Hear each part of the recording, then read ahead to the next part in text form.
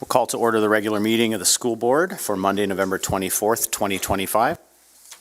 And we'll call to order the Grand Forks Air Force Base School Board meeting for the 25th of November. Our first item on the agenda is the Pledge of Allegiance. I invite you to stand as you're able.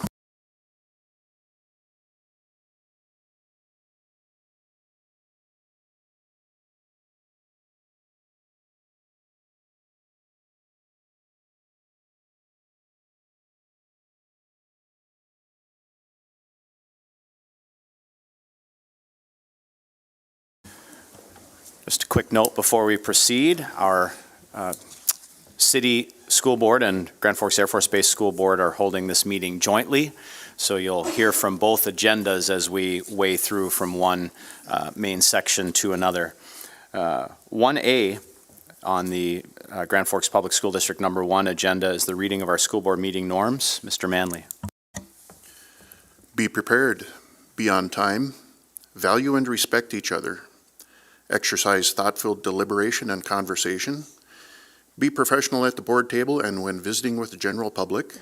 Speak up when the norms are not being followed, and advocate on behalf of students and keep the community in mind. Thank you. Item 2, this is the approval of the agenda for school district number 1. I would seek a motion to approve our agenda as outlined in our packet. It's been moved by Mr. Larson. Is there a second? Second by Mr. Anderson. Any discussion or changes? We'll take a roll call vote. Lund?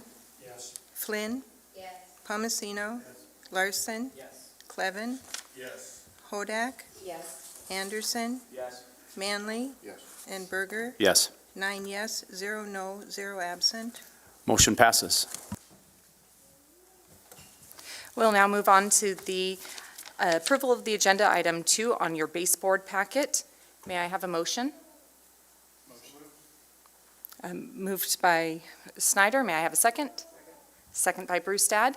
Are there any changes or additions? Having none, Cindy, may I have a roll call vote? Brewstad?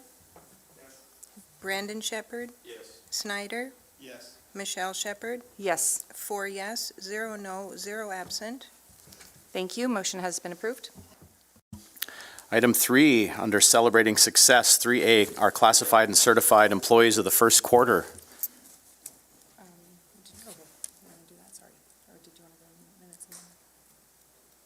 You can approve your minutes. Yep, please. Yep. Okay. Sorry for that. We're going to stick with the base board packet. Item number 3, approval of minutes from October 14th, 2025. May I have a motion to approve those minutes? Motion. Motion by Snyder. May I have a second? Second by Brewstad. Are there any changes to the minutes? Having none, Cindy, may I have a roll call vote, please? Snyder? Yes. Brewstad? Yes. Brandon Shepherd? Yes. Michelle Shepherd? Yes. 4 yes, 0 no, 0 absent. The minutes from October 14th, 2025 have been approved. Okay, celebrating success, our classified and certified employees of the first quarter. Dr. Brenner? Thank you. Tonight, Christy Robson, who's a classroom specialist and family room mentor at Community High School, is going to be introduced by Mr. Bohan, principal at Community High School. Congratulations on being classified employee of the quarter, Christy. I think I have this correct. Good evening, members of the board. Terry Bohan, principal at Community. I'd like to introduce you to Christy Robson as the classified employee of the quarter. She serves in a unique role at Community High School, but in her 15 or 16-year career, she's served in multiple unique roles as a veteran classified staff member. They range from early childhood work with youth, elementary ed, alternative ed, and even into adult education. She is sort of a Swiss Army utility type knife in the Grand Forks Public Schools and has been for a long time. She was nominated by staff at Community High School for going above and beyond in all facets of her interactions with students. She is a relationship builder. She is often the first adult that many students see each day because she also acts as the driver of what we call our Charger Mobile.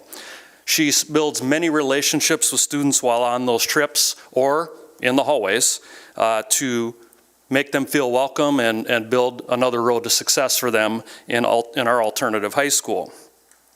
She is also one of our staff members that is first to say, "Sure, let's do it," or "I'm in," when certain things come up with our staff. She sees the school or our school as her domain, and she's often working with some of our toughest students, finding success with them in high school. Lastly, she is a leader in our group of Sources of Strength, has been for the last 3 or 4 years, and we appreciate her work with that group. And she's a Grand Forks girl, graduated from Red River, works in this community, lives in this community, raises her children and watches them graduate in this community, and sometimes when you don't know who to call, the Ghostbusters will be here in her community as well. And so here is Christy Robson, a classified employee of the quarter.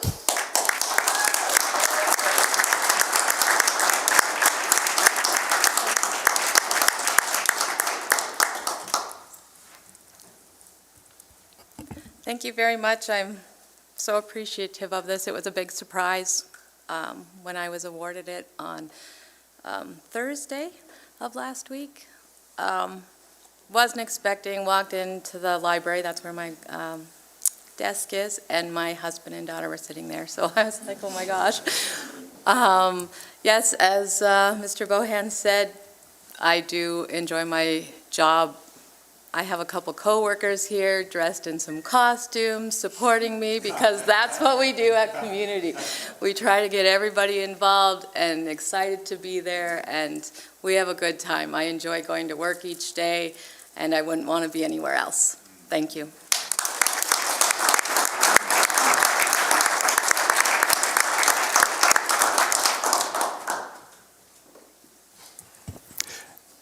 Next up, we have Emily Kulis, Library Media Specialist at Red River High School, and she is our Certified Employee of the Quarter, and she will be introduced by Associate Principal, Mr. Jay Hepperly. Thank you for your time. Thanks for the opportunity here to speak a little bit about Mrs. Kulis and what she does here at Red River High School. She's someone who truly makes a difference every single day. She connects with hundreds of students. She learns their stories, discovers their interests, and sparks, which can be at the high school level difficult, a genuine enjoyment or love of reading. When you walk into her classroom, you can feel the intentional care she puts into the details. Through thoughtful organization, creative displays, and data-informed decisions, she creates a space where students feel welcomed and excited to explore. At her core, she's a teacher. She eagerly collaborates with colleagues across disciplines and is always ready to jump in and support instruction. Whether she's guiding students through research, doing literary analysis, covering some social justice topics, or career exploration, she brings energy and heart into everything she does. Her efforts to refresh the media center, improve signage, and expand our diverse and multilingual materials has opened doors to many learners.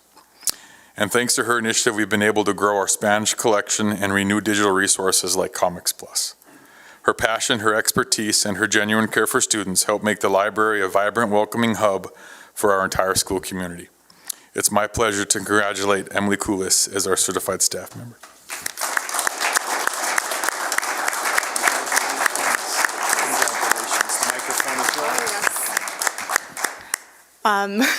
I was really surprised when this came about, but I feel very lucky to hold the job that I do. I tell kids every day I have the best job because I get to be surrounded by books and I get to share that love of reading and research with them. So I just appreciate this so much. Thank you.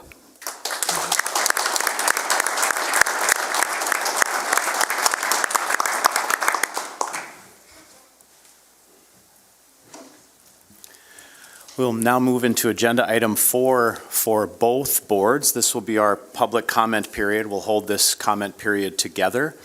I have 3 public comment cards, so I'll call you up in the order they were turned in, but just a couple of notes before we get started.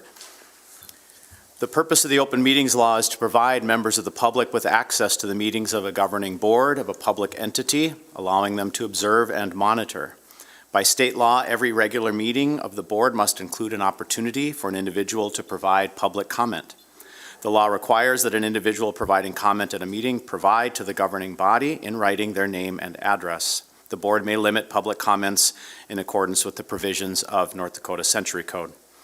Public comments must be pertinent to the district, may not interfere with the orderly conduct of the regular meeting, may not be defamatory, abusive, harassing, or unlawful, and may be prohibited if an alternative procedure exists to bring that particular type of public comment before the public entity. The public comment includes confidential or exempt information, or the public comment is otherwise prohibited by law. Individuals submit these public comment cards to the school board secretary before the meeting begins and wait to be invited to speak. Each person may speak for up to 3 minutes. No individual may speak on the same topic more than once. School board members shall not engage in a response or enter into a debate about any issues brought before the board during this portion of the meeting. Public comments and concerns will be directed to the superintendent of schools, who will address them in accordance with policies adopted by the board.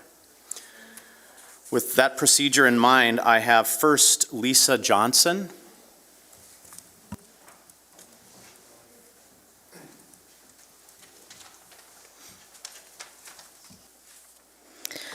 Good evening, Chair, members of the board, and community members. My name is Lisa Johnson. I am a local realtor dedicated to serving our community in the day-to-day of the housing market. I'm here today because what I see in the housing market is directly connected to what you see in our schools. The stability of our families, the ability of new educators and staff to relocate here, and the overall health and growth of Grand Forks. I know that these are some conversations you as a board will be addressing this evening. Over the past 2 years, our community has issued very few multifamily housing permits. In a growing city, that creates a bottleneck. With no additional supply and a rising demand, the cost of housing has gone up fast. Families are competing for the same limited number of units, and many simply can't find anything affordable. I regularly meet families who want to move here, who want to send their children to our schools, but they can't secure a place to live that fits their budget. Just last summer, I had parents calling me frantically, looking for housing for their incoming freshman students. Students that when they graduate have a potential of remaining in our community, adding to our growing workforce needs. The pressure is only increasing. The Grand Forks Air Force Base expansion is bringing new missions, new jobs, and new families to our region. At the same time, the University of North Dakota is experiencing historic enrollment levels. Both of these factors are signs of a thriving, growing community. But they also mean we need to be growing our housing supply just as quickly. Right now, we aren't, and the consequences are real. Educators and school staff struggle to find affordable housing, hurting recruitment. Families are priced out of stable neighborhoods. Students are forced to move frequently or commute long distances. Some families who would contribute to our schools and our tax base end up choosing another community altogether. I'm not here to assign blame. I'm here to urge action.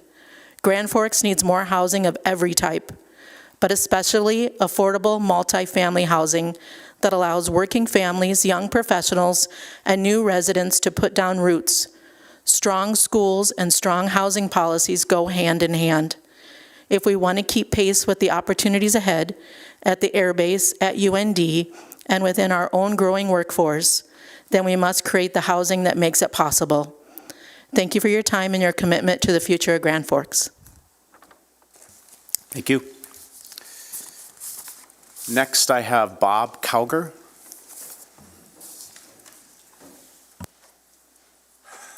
Good evening, everyone. I'm Bob Cowger. I'm here to ask that the school board vote no toward providing any pilot funding for Brookstone Apartments. I would rather see the Grand Forks School District get their financial situation straightened out prior to spending any more funds that we don't have. Currently, the Grand Forks County is approximately $2 million over budget, and the schools are $4.5 million over budget. I think it's highly important that we take care of our financial situations before we promise anything else. In regard to Brookstone Apartments, I believe that the city of Grand Forks has been the spearhead after giving away in the last 3 years $37.8 million of tax exemptions for developers. If you approve Brookstone, we'll now go over the $50 million tax exemption giveaway. And why are we exempting properties? Because on the front or the top, the city of Grand Forks, I believe, has been misinforming, not only me, but everyone in the community. I sent every member of the school board tonight the actual vacancy rates for the last 4 years in Grand Forks. The city of Grand Forks has been selling 1.3 to 2%. That was at the first meeting. The second meeting, they told us it was below 1% vacancy rate in Grand Forks. The third meeting, to, I would say, many people's surprises, Mr. Phelan announced that vacancy rates no longer matter. So what is this program about? That's what I'm trying to figure out. Why are we giving away millions of dollars if vacancy rates don't matter? According to the Grand Forks Apartment Association, which we've used for 28 years for referencing vacancies of all kinds, 2021 vacancy rate was 7.45. 2022 was 5.16. 2023 was 5.19. 2024, 4.83. 5% in the 28 years I've been doing this has been the beautiful number for us. I don't know why it would have to go lower. Are we done? Thank you. Next, I have Terry Hansen.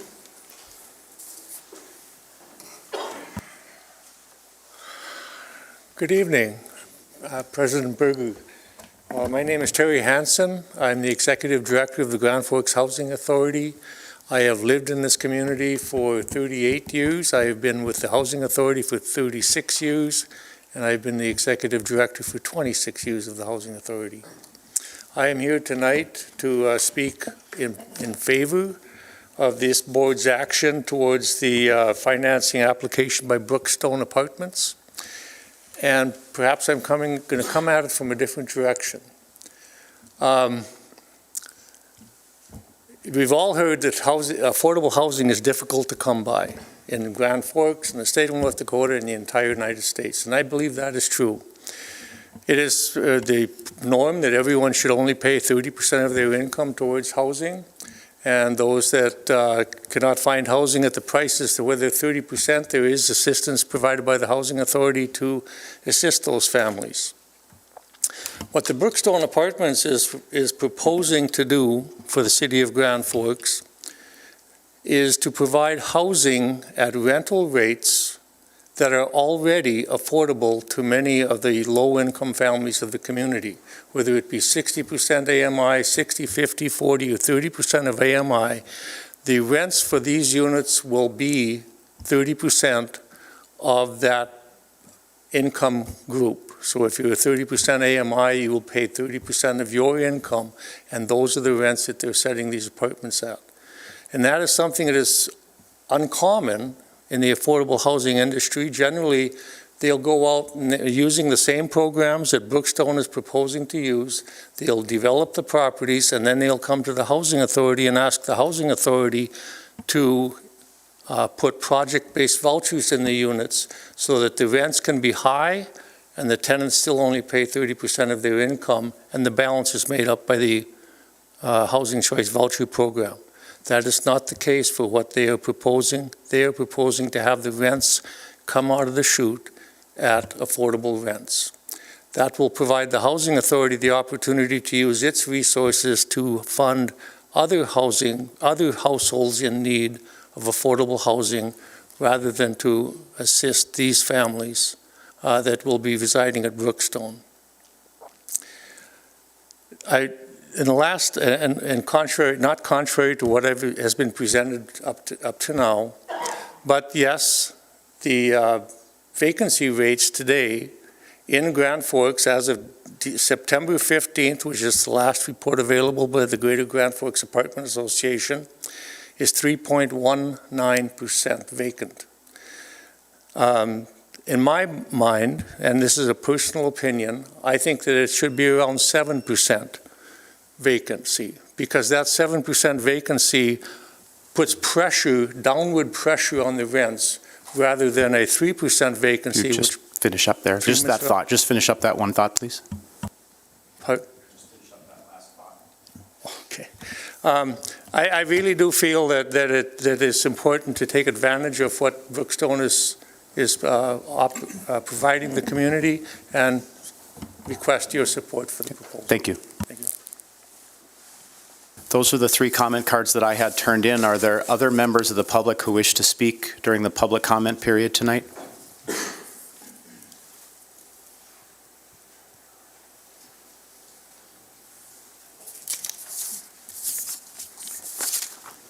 We'll move on then. We're going to go to the base board packet. Item 5, our superintendent's recommendations for action. Item A, state of the base. I would like to welcome Colonel Bashani Whitmore, who is our Deputy Wing Commander of the 319th Reconnaissance Wing, to the floor.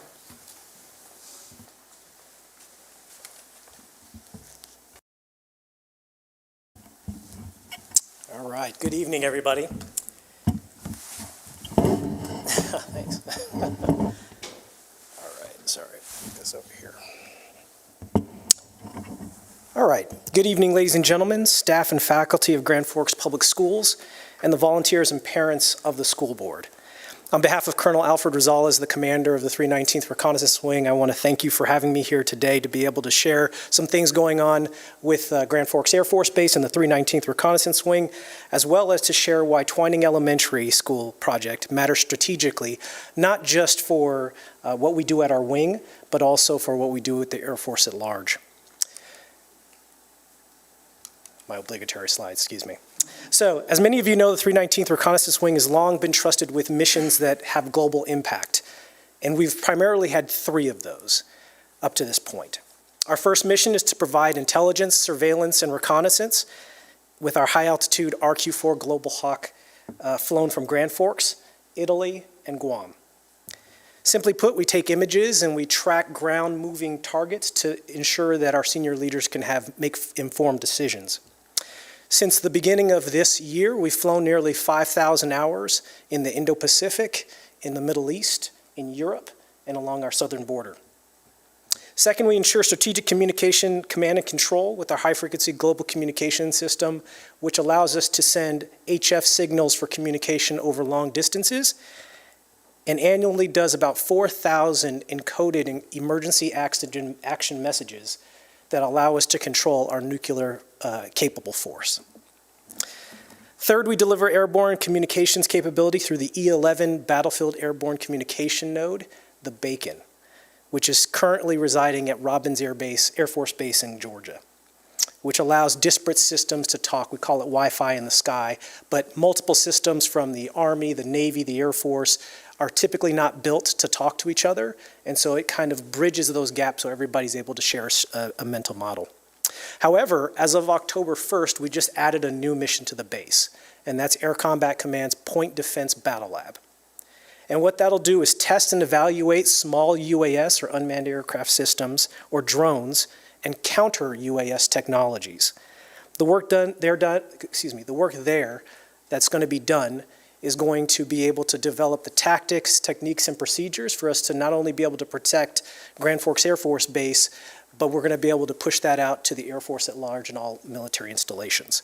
So big picture, the 319th Reconnaissance Wing is global, it's having a significant impact, and it's critical. Additionally, we've had permanent residents for quite a bit of time, about 11 months, and those would be our B-1 bomber partners from Ellsworth Air Force based in Rapid City, South Dakota. We've had about 800 airmen and 13 B-1s on our ramp, and it was basically the largest non-contingency statewide relocation of assets in Air Force history. And the beautiful thing about that wasn't necessarily that they were able to bring those capabilities here, but in fact was actually the warm welcome that I think Grand Forks gave to those individuals and really integrated them into the community. So we greatly appreciate that. What they were able to do while those B1s were here, were able to do a $378 million runway repair and fix and put down a whole new runway at Ellsworth to be able to bring in the B-21 Raider, which is the Air Force's newest bombers.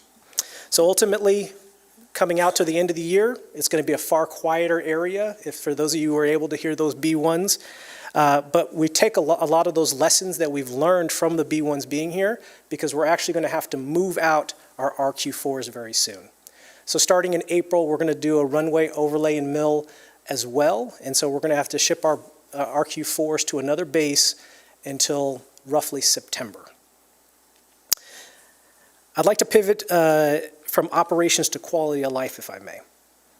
And it's something that all of you play a role in. Military families don't always get to choose their next assignment, and the needs of the Air Force often drives movement on short notice to places that people didn't expect. However, the quality of life we provide on the base and experience people have off base can be transformative. So what are we doing to take care of our airmen? In May, we broke ground on a $14.2 million renovation of a dormitory, which will update the building that's 67 years old. In August, we reopened our Child Development Center following completion of $8.4 million renovation. This expanded center provides additional on-base child care options for our families and modernized the facility. Last month, we celebrated the demolition of Ben Eielson Elementary School. We honored the history of Ben Eielson and the educators who work there, serving our community and nurturing the children of our service members. Once the demolition is complete around the end of the year, it'll clear out the lot for the Twining Elementary School. The Twining Elementary School project is not simply building or renovating, or an update to a school or base. This project is a statement that our community values military families, a statement that our children, those tied to service and in the local community, deserve the best, and a statement that when our families thrive, our mission thrives. Projects like Twining are not nice to haves, they are strategic enhancers and fundamental imperatives to national security. They are retention tools, they are readiness enablers, and they are among the clearest signals we can send to Grand Forks is not only a place where airmen can serve, but a place where they can build a life. I thought I might put that quickly into context. The Department of the Air Force closely tracks our public education. The school districts surrounding all 157 of our U.S. Installations in the U.S. are graded based on absenteeism, safety, student-to-teacher ratio, mental health support needed, etc. In the Air Force's 2021 assessment, which is the latest one, Grand Forks Public Schools received an overall green rating, placing it in the top third of 157 installations. Additionally, Grand Forks Air Force Base is one of only 16 stateside installations offering public school on base. I want to expand what green rating means, and that means investment in public education through funding talented educators. Grand Forks Public Schools was assessed to offer student learning rates, school climate, student-to-teacher ratio, and counselor availability to the top percentile in the district. Now, as a juxtaposition to that, I want to look at Maxwell Air Force Base in Montgomery, Alabama. I don't bring up Maxwell as an indictment or judgment on the incredible educators and staff that work there each day, however, I think it's illustrative. Their district received a red rating, placing it in the bottom of those installations. The Air University and Staff College have reported issues with 56% of students electing to geobatch or not move their families when they're attending one of those in-residence programs. Additionally, high-quality candidates are reluctant to accept teaching or faculty positions due to the surrounding school district's reputation. The public education offered around the installation directly impacts the student's quality of life, potentially deterring applicants, and is limiting the talent pool of educators and faculty. This is also a consideration for families when separating from the service and deciding where to put their family's going to plant roots. So tonight, I want to say thank you, because that's not an issue we have. Thank you to the Grand Forks Public Schools for their partnership and care in ensuring our military-connected students are welcome, integrated into Grand Forks School District. This allows our service members to live in our local community with the confidence that their children will be supported at the same level of care as our students on base. And thank you for championing the Twining project that will impact future generations of airmen who haven't even arrived yet. And thank you to the educators who show up every day and shape the minds of students who will one day become the leaders, innovators, airmen, and citizens of tomorrow. And finally, thank you for your time.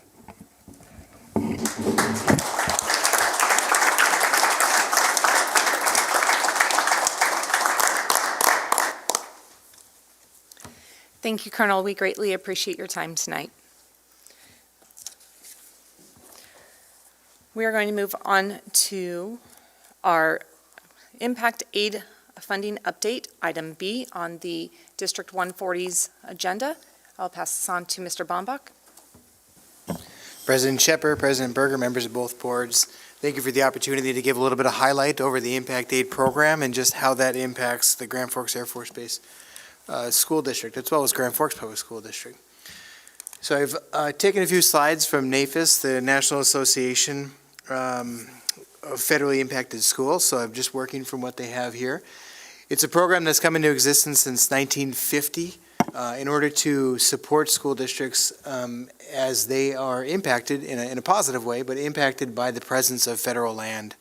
And so in Grand Forks, that of course is Grand Forks Air Force Base. The point of this is that school districts are largely supported in part by federal grants, but state funds, as well as local property taxes. And when you have the existence of a federal property such as the Grand Forks Air Force Base, those property taxes are not derived. So this program steps in to supplement exactly that situation.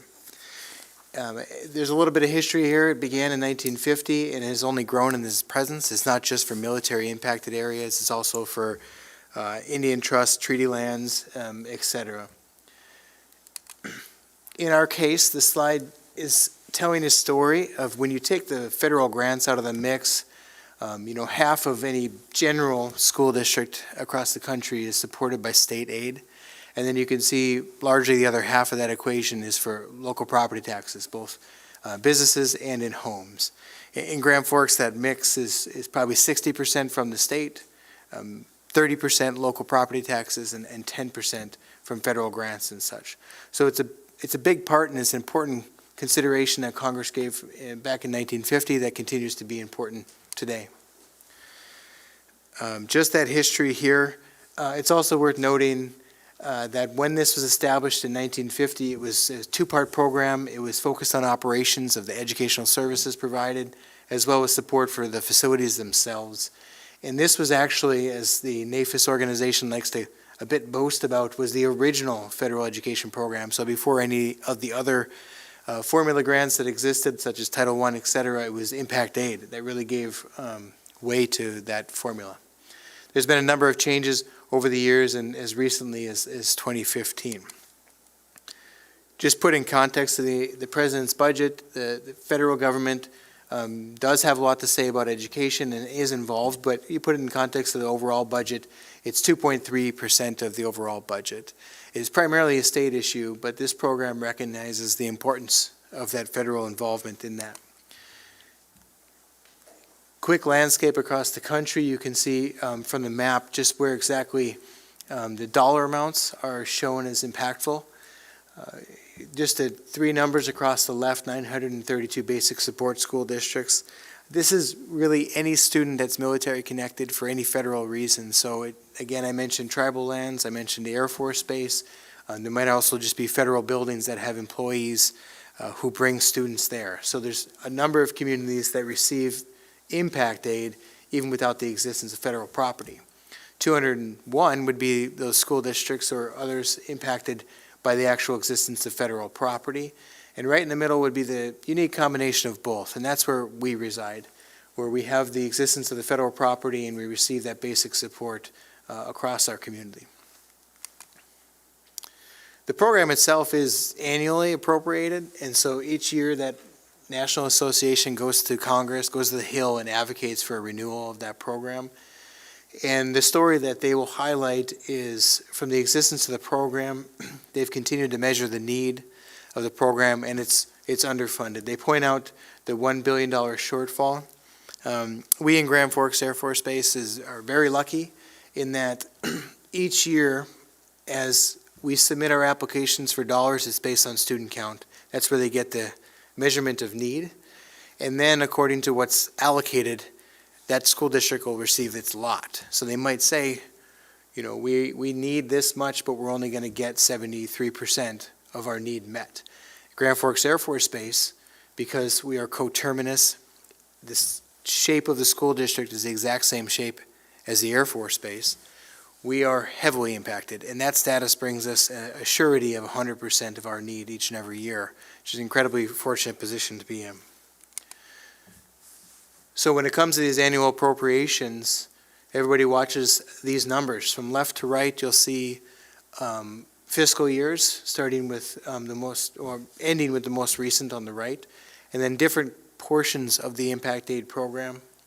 Federal property basic support. There's additional modifiers then for disability payments, and then some money set aside for construction and facilities. You can see there has been increased support across those basic and operational needs, but stagnant across students and children served with disabilities, and even the construction and facilities have largely been stagnant. To put that in context, for Grand Forks Air Force Base, we receive probably about $85,000 every other year to support the facility itself. I would argue, barely enough to maintain, let alone any capital improvement. So it's an important conversation that continues to happen on Capitol Hill each and every year.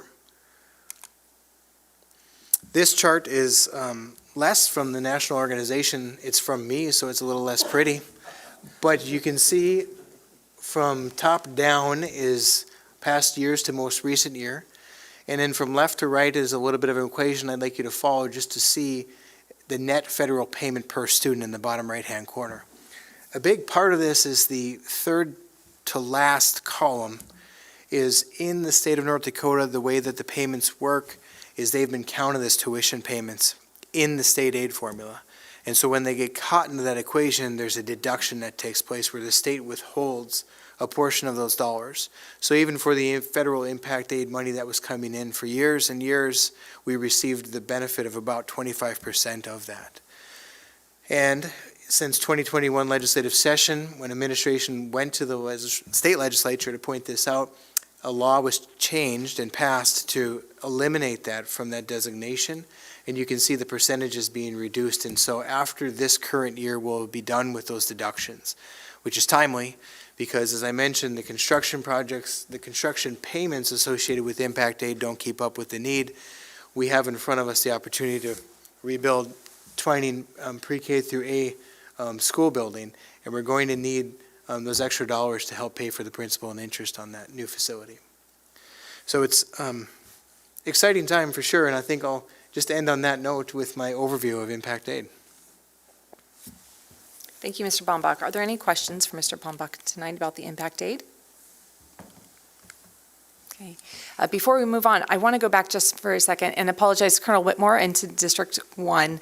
It's oversight of mine, living on the base and having more access to the knowledge of what is the state of the base currently. I didn't give an opportunity to any of the District 1 members for any questions for Colonel Whitmore. Okay, thank you. And thank you again, Colonel Whitmore.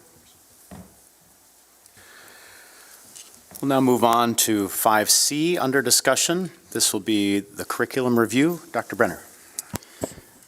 Thank you, President Berger and Madam President to your left. I'm going to pinch hit tonight for Dr. Galach. As you can see, she's not present tonight, and Mr. Bucky's not here either tonight, but both are excused from tonight's meeting. So while I'm not part of the curriculum review process, I was in my former role, so I have a little bit of history with what this is all about.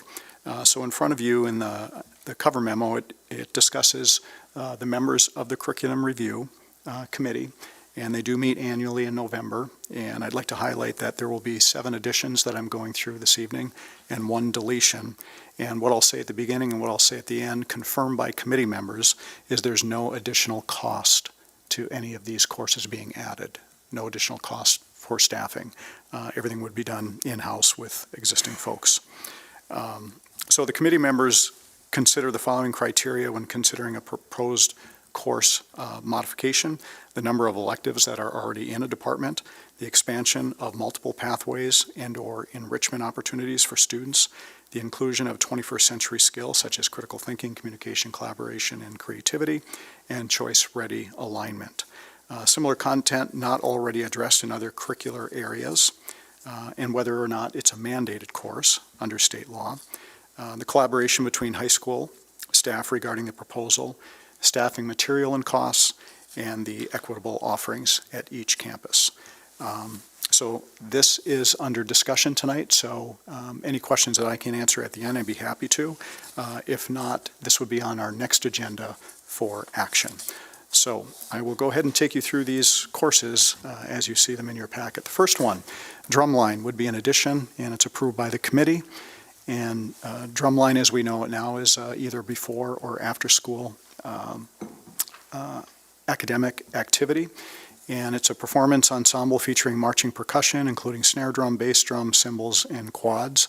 During the school year, students will learn fundamental drumline technique, maintenance of equipment, and how to perform drill. The ensemble performs at community events, pep rallies. If you were at the State of the District breakfast a couple of years ago, that was a good wake-up for everybody if you didn't have your caffeine.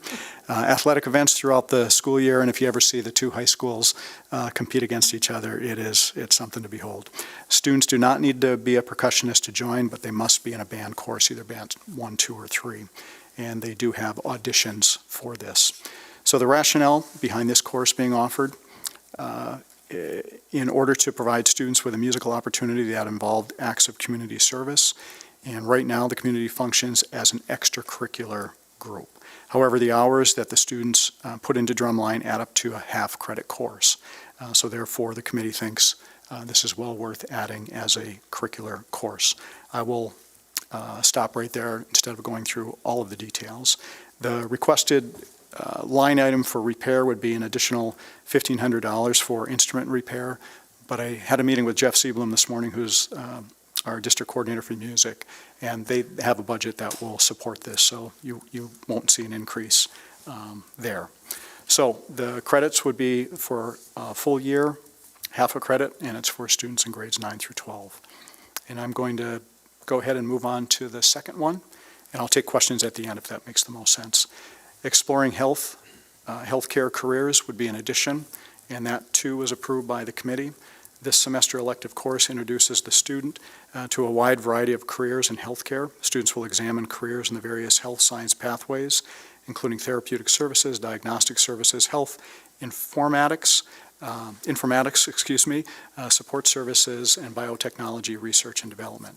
Students will learn employability skills that will help them be successful in a career in healthcare. And this course will help students learn about professional standards, qualities, traits, and attitudes of healthcare workers, improve communication and teamwork skills, and explore career decision-making and how to become better prepared for employment in the occupation of healthcare industry. And so this course, the rationale, it's included in the health science coordinated plans of study for the North Dakota Career and Technical Education, and it would fill a critical gap between medical detectives now being offered in middle school and the medical careers courses for the upper level students. As a 9th through 12th grade elective, it would allow students to explore health career options without a full year commitment, focused on health career pathways and career exploration, learning employability skills, and better prepare them for the technical courses offered in the Career Impact Academy, such as the Certified Nurse Assistant Program, Sports Medicine, and EMS. And again, you'll see a highlighted area, at least it's highlighted on my document, approved by the committee contingent that everything remains cost neutral. You don't see that behind every one of the courses, but I've been assured that there's no additional costs, and there shouldn't be any additional costs as we're going through our budget realignment process. The third one is Advanced Manufacturing 1. And this course introduces students to the fundamentals of automated manufacturing. Students learn how robotics, sensors, and programming are applied to automate production and assembly processes. Emphasis is placed on mechanical design, system integration, and control logic with hands-on projects that simulate real-world manufacturing systems. Students develop teamwork, problem-solving, and technical skills applicable to robotics, automation, and manufacturing careers. So that's manufacturing 1, and there's a manufacturing 2. So manufacturing 1 would be a prerequisite for 2. It's a semester block, 1 credit for students in grades 10 through 12. Getting to manufacturing 2, some similarities, but just going deeper, so I won't read through that whole piece, but you can assume that going from advanced manufacturing 1 to 2, there simply would be more rigor and building on the foundation of manufacturing 1. The next course is dual credit anatomy and physiology, A and B, and the course description is physiology and anatomy A is designed for the student who is interested in further study of the human body. This course is designed to mimic an introductory college course in order to prepare students for college-level courses in the medically related fields and will aid the students in better understanding of functions of the human body. Topics include medical terminology, introduction to anatomy, cells, biochemistry, skeletal systems, joints, and the muscular system. And then Part B in physiology and anatomy, that's designed for the student who's interested in further study of the human body. And we'll just go a little bit deeper. And again, another dual credit opportunity. And if you're not aware, we already provide 59 different types of courses that are either dual credit or AP courses, and this would add to that body of work, which puts us really in line with Fargo Public, and nobody else really exceeds that in the state, to my knowledge. The next course is Spanish for Native Heritage Speakers. There's Course 1 and Course 2. And this is probably a little bit different than maybe what you're anticipating. This course will enable learners to develop, maintain, and enhance proficiency in their native language. Learners will build on their literacy skills in their native heritage language. Learners who are literate in their first language will learn English more quickly and easily. This will aid academic achievement in English and spill over into other disciplines. The course will promote bilingualism and biliteracy. So the rationale for this course, as with Native Heritage Speakers 2, is it's an increase in Spanish-speaking students who are now living in Grand Forks and could benefit from enabling learners to develop, maintain, and enhance proficiency in their own native language. So sometimes our students come to us and they're speaking their native language, but maybe not at a high skill level, because they're integrated in our schools where English is predominantly our language. And sometimes there's a bit of a conflict between their native language and English. So this is to help them with their own cultural identity. That would be the same for level 2, just goes a little bit deeper and gives students more opportunities. And you can see that this is a full year, semester A and semester B. There would be 1 credit issued for students in grades 9 through 12. And that would be the 7 courses that are being suggested to add to the menu for next year. And then 1 course that is being recommended to be deleted is robotics. And the rationale for that is the class is no longer utilized or has proper enrollment. The class will be retitled to become an advanced manufacturing 1 class to provide a proper pathway for students to earn manufacturing credits. It's more than a mouthful that I have for you tonight on behalf of Dr. Galach and the committee. And again, I'll stand for any questions that I might be able to answer. If not, we can defer them to Dr. Galach at our next meeting. Questions from board members for Dr. Brenner? Mr. Clevin? Probably a few here. The drumline states that currently it's an extracurricular but would become a course. Is that going to jibe with teacher contracts and the statement of not having cost? Yes. Yes and no maybe is the answer to that question. Because it won't be an extracurricular, we won't have a teacher on an extracurricular contract. It'll be within the day. So it's going to fit into the overall master schedule. But that won't require adding teachers or adding other things that would incur cost? That is correct. On the equipment repair, there was a statement about the $1,500 instrument repair was, quote, already in the budget. Yes. But given all the other things we're going to be dealing with over the next few months, could that be considered as an expense to participate thereby freeing up some of that budget money for other things we might need it to do. Yeah, and when I met with Mr. Sieblum this morning, that was probably an area that he couldn't touch. You need your pianos tuned, you need your equipment tuned, for performance-related issues. So I don't see that as being, going through the budget reduction process, if I'm understanding your question correctly, I don't see that as a place where we're going to reduce the budget. Okay, thank you. These are all high school courses, correct? I think it's obvious, but I just want to ask the question. That is correct, yes. And then lastly, none of these are mandated by the state or any other government agency. They're all electives, yes. Thank you. Other questions from board members for Dr. Brenner? Dr. Hodak? Mine are similar to a little bit of what Jay is, but I guess I'm going to be expecting more details. When they talk about there are no resources that are going to be needed, I want to know, do we have teachers that are qualified to teach these courses? And if no new teacher needs to be added, does that mean that we currently have teachers that are not teaching a full load? And so their load could change, which could mean then we would be having an added cost there. I would like to know about the classrooms that would we be needing for these electives. I'd like to know where the curriculum would be coming from for these new courses. I'd like to know if there's new technology that's going to be needed for those courses. I'd like to know what the class size would be, particularly with the drumline one. Will that evolve into more than one course and such? And then finally, if you're taking a teacher from another class to teach, so the electives are changing, I'd like to know what other courses would be impacted. If you look at the one with psychology, we do require biology, we do require physical science, but then they went into that next course.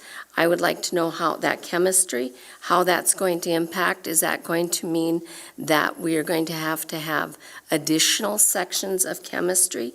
So I applaud this, but I'm still concerned about the budget and where we're at with it right now. And so I think that we need to have more information. And then my last question is, when we do go for approval next board meeting or such, will we approve as a whole, or will we approve class course by course? Thank you. I'll take the last one because I can answer that one. We'll take them course by course, but for the other 6 or 7, I will defer those to Dr. Galach, and we'll be ready to have those too. As a matter of fact, if we can get some of those responses in Friday Focus even before the board meeting, we'll do that. Thank you, Dr. Hodak. Other questions? Ms. Flynn? I have a similar question related to the adding of drumline. I pulled up the course description book for Central just as a comparison, and I'm looking at all the music courses. Of course, drumline's not an option for fine arts, but we do have things like choir, chamber choir, harmony, band, jazz band, orchestra, and then we also pay an extracurricular salary for some of those. So can you tell me how those are different? And the rationale would essentially be that we're getting rid of the extracurricular component, but still doing some of it, but for credit. But how is that different than some of the other music structures? I don't know that I have a really solid answer to that, other than knowing that drumline used to be at 7:30, 7:45 in the morning, might even been 7:15 at either one of the high schools.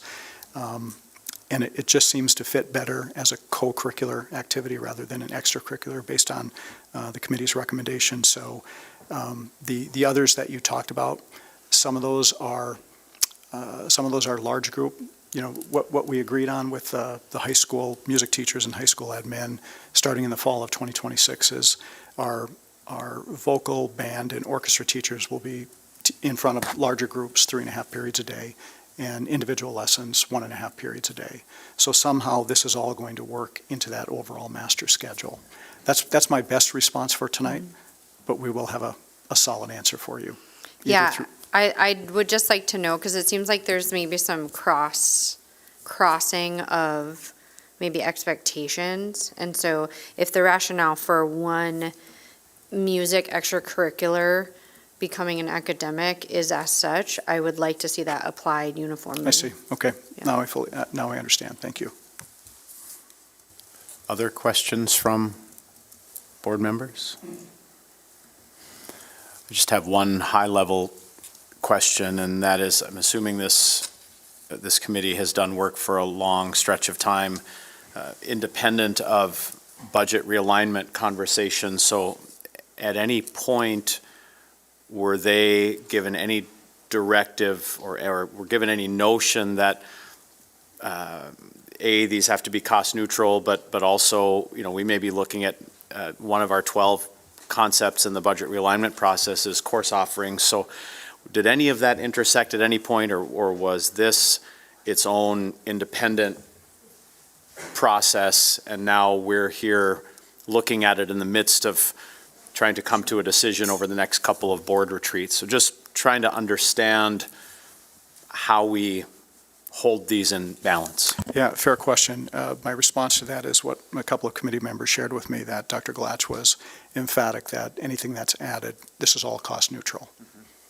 But I think the question within the question is, shouldn't we be looking at some reductions rather than something even being cost neutral? And I fully understand that question. That's fair. Yes, Mr. Clevin? No, you got it right there with that summary of curricula, so, thank you. Other questions from board members? Just a reminder for tonight, this is under discussion. We'll be back in December for, as you pointed out, Dr. Hodek, or asked for specifics on some clarity, some individual decisions on each of these. Want to make sure we've had sufficient time for not only tonight's discussion, but in preparation for that next meeting, so that any questions board members have, we have all the information available and in front of us. So one last opportunity for board members. Any further discussion, questions?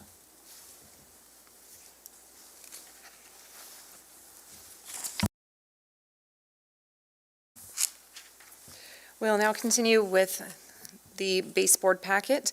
We'll be moving on to item D, our monthly enrollment report. In the absence of Mr. Bakke, I'll pass this on to Dr. Brenner.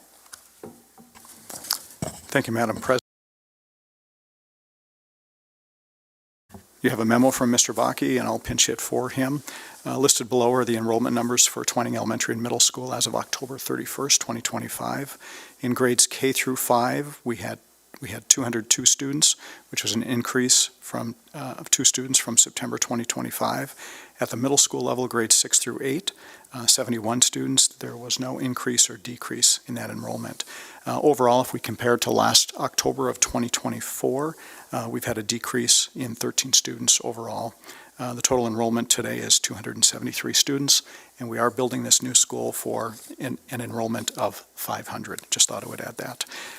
Central has 61 students connected to the Air Force Base Red River 0, and Community High School doesn't have any students from the Air Force Base either. That is the enrollment report. Thank you, Dr. Brenner. Are there any questions about the enrollment report for Twining Elementary and Middle School? Okay, having none, we'll move on to item E, our quarterly financial update. I'll pass it on to Mr. Bombach. Thank you, President Shepard, President Berger, members of the board. Quarterly suggests 3 months. I want to point out this report is actually for the first 4 months. That's just where we landed on this, but I wanted to give the most up-to-date numbers. So that's through October. Fiscal year 26, that's total revenues to date are actually $0, with total expenditures are $129,503. The reason for that is we just got through the longest ever federal shutdown, and that affected this as well. But the good news is that despite those expenditures exceeding revenues, there's a balance there of about $7.5 million. So the school district's in a healthy place. The following report just kind of takes through those reports. On the revenue side, nothing has yet been reimbursed or come in yet on impact aid, although we have since received some. You can see executive admin support just over $30,000, the business office support of $34,000, operations and maintenance of $45,000, and pupil instructional staff services That's directly related to grants, expenditures of 2427. And then lastly, with that last grant line item of 17,800, brings that expenditures to 129,000. So like I said, beginning fund balance at the start of the fiscal year is 7.6 million, and we're sitting at about 7.5 million. This is just an informational report, so no action is required. Thank you, Mr. Bombach. Are there any questions for Mr. Bombach on our financial report? Having none, on item 6 on the base board agenda, there are no recommendations for action, so we will turn it back over to District 1's agenda.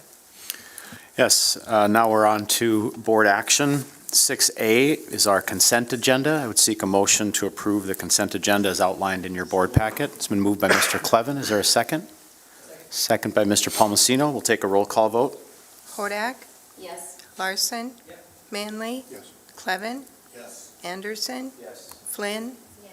Palmasino, Lund, Yes. Berger, Yes. 9 yes, 0 no, 0 absent. Motion passes. 6B, general fund financial statement. Mr. Bombach. Thank you, President Berger, President Shepherd, and both board members. Thanks for the opportunity. This one applies to District 1 for the first 4 months, same time period, fiscal year 26. Total general fund revenues just exceeded $33 million at this point, and total general fund expenditures at $29.26 million. That results in revenues over expenditures of $3.77 million for the first 4 months of the fiscal year.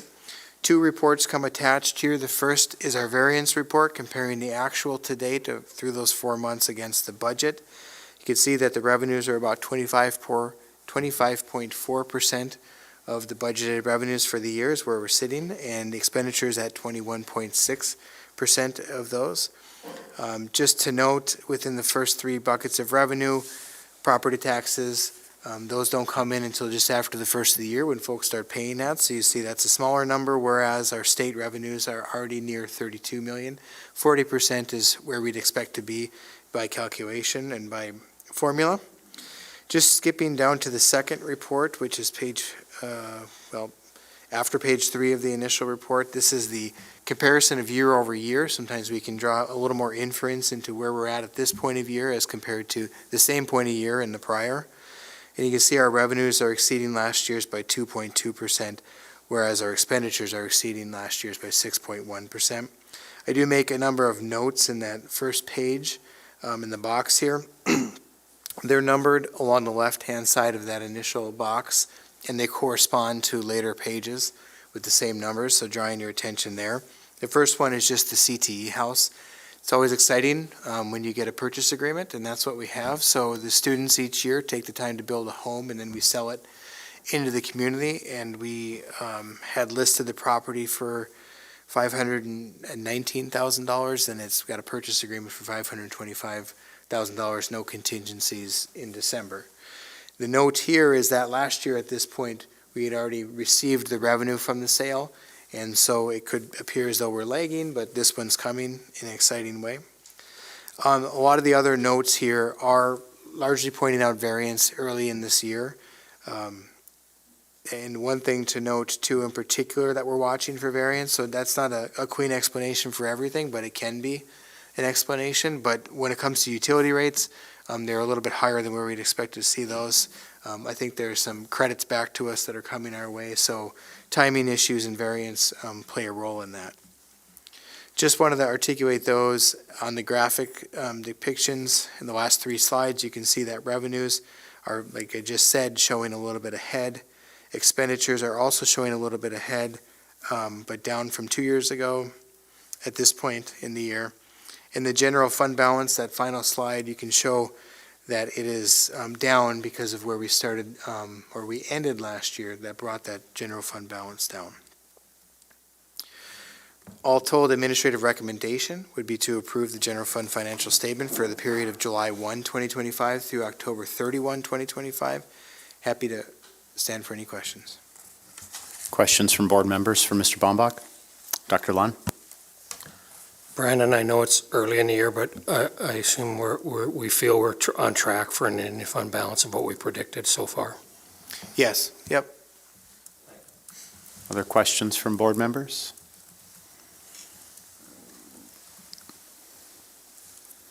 I would seek a motion to approve the general fund financial statement for the period of July 1, 2025 through October 31, 2025. It's been moved by Mr. Palmasino. Is there a second? Second by Mr. Manley. Is there any discussion? Take a roll call vote. Palmasino? Yes. Anderson? Yes. Lund? Yes. Flynn? Yes. Larson? Yes. Manley? Yes. Klevin? Yes. Hodak? Yes. Berger? Yes. 9 yes, 0 no, 0 absent. Motion passes. 6C, Finance Committee report, which will lead into consideration of tax incentive financing application for Brookstone Apartments. But before we get to 6C1, on 6C, Mr. Palmasino. Thank you. I'll take the easy ones. The first one we did, we had a change order on a HVAC unit at Valley for $72,179. It was hanging from the ceiling, and it was decided it would be best fit on ground level and insulated in a room by itself, so we accepted that one. The second change was, when we did bid this, we had decided that we were going to use our existing scoreboard and our old goalposts, which were goalposts for over 15 years old. So we have decided, since we do have the money to spend $169,718 for new scoreboards and new goalposts for the Valley Fields. And then we talked a little bit about the summer projects that would be coming up. The main ones were roof projects at Schrader Middle School and Lake Agassiz, and then there's a project at Red River on the rider room that the slope and the walkway down is not acceptable by ADA, so it has to be adjusted. So those are the main ones that would be going on this summer. We did have some discussion on tax incentives, and we talked a little bit about it would be nice if we could work with the city on getting quicker notification, so we had more time to discuss and possibly have 2 meetings instead of trying to squeeze it into just 1 meeting. And also maybe schedule a meeting with the developer to have some discussion on moving forward with that project. So those are the main things we talked about. Hey, thank you. I know you're planning to turn it over to Mr. Baumbach, but I do want to touch on a couple of points because I know lots of people are listening or will watch this back later. First reminder, this board has given this committee, the Finance Committee, a certain amount of latitude for change orders up to a certain amount. Maybe Mr. Baumbach, you could give those specifics, but that's why some of these don't require full board action. The second thing I wanted to note, you've heard me say this a number of times, yes, we are going through a budget realignment and reduction, and yes, it is also true that in the building fund, with the referendum that was passed, we came in under budget on these particular projects, and so there are money in these funds. Mr. Baumbach, you may want to touch on that just before we move forward. That's separate from our general fund balance. We can't transfer from a referendum to build a new school into the general fund. So perhaps just a couple of clarifications that may be helpful for those listening, and then we'll move on to 6C1, if you wouldn't mind. President Berger, happy to answer those questions. As it relates to our construction projects, the board had the foresight, knowing that there'd be a number of change orders coming, to set aside some authority delegated to the Finance Committee and to the administration. So the board approved a guaranteed maximum price, the overall contract. The only entity that can change that amount is the board itself. But for change orders within set-aside contingencies or allowances, it was designated that the Finance Committee would address anything exceeding $50,000. Anything less than $50,000 on a change order, already budgeted for, would be dealt with administratively. For the second question about the different funds that are used, relevant to Valley Middle School, the Central Kitchen, and the Safety and Security projects, those are all referendum dollars, Fund 41, that are set aside. No 2 ways about it, cannot cross into the general fund, whether we'd like to or not, in either direction. Same goes for the building fund. So when we're talking summer capital projects, those are relative to our building fund to make sure we're on top of our deferred maintenance. And there's a number of other funds, and child nutrition, et cetera, special assessments that we just cannot cross between. Thank you. Do you have something else, Mr. Palmasino? Yeah, just the other thing is that both contingency funds, the owners as well as the contractors, are in very good shape. So we're moving forward on that. And I think the exciting news is we were told roughly 3 to 4 weeks, and we'll be getting the keys for Valley Middle School, so that very exciting for the kids over at Valley. Thank you. Mr. Baumach, I think we're on to 6C1, consideration of tax incentive financing application for Brookstone Apartments. Thank you, President. President Berger? Mr. We Clevin. need to take action on the Finance Committee report first. Thank you for the reminder. You are absolutely right.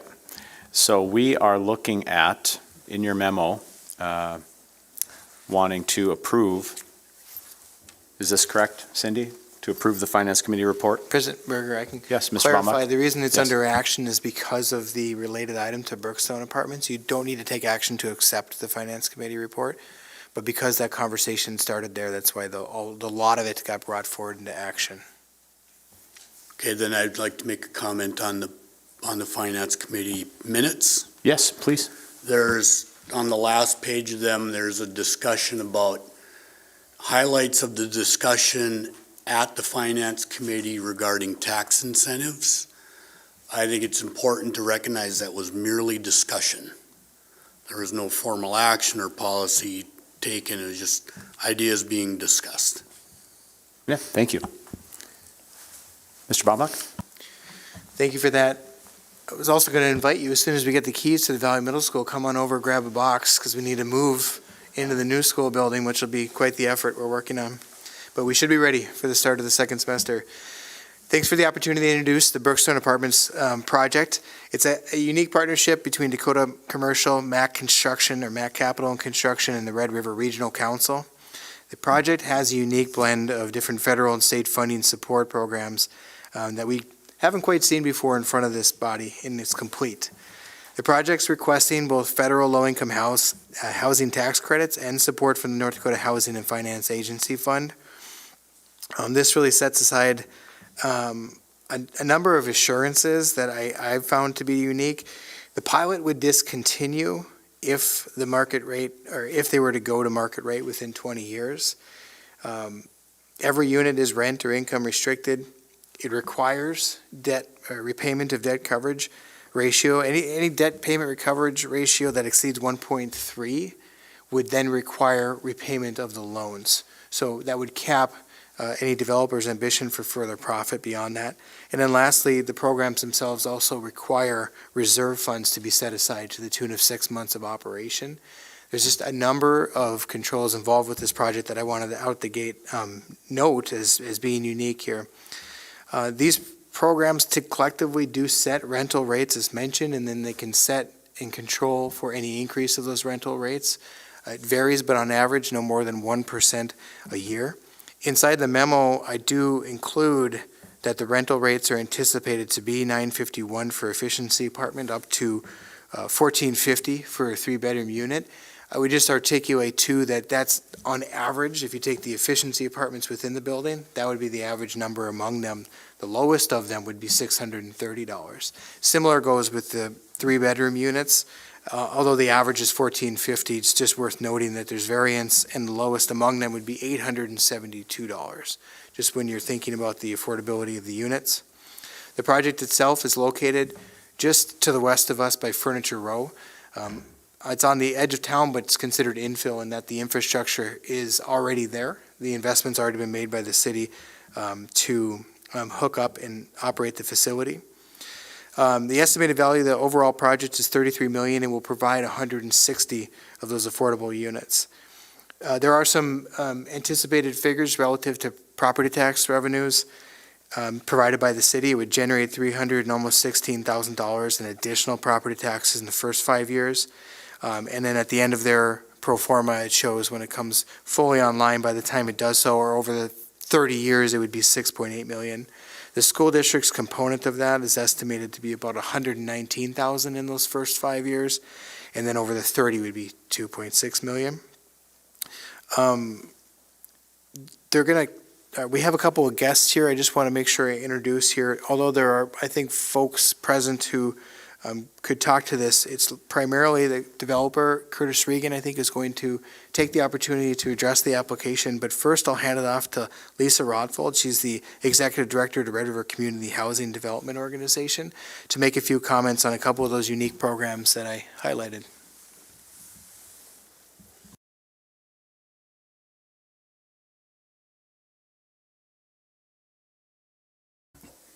Okay.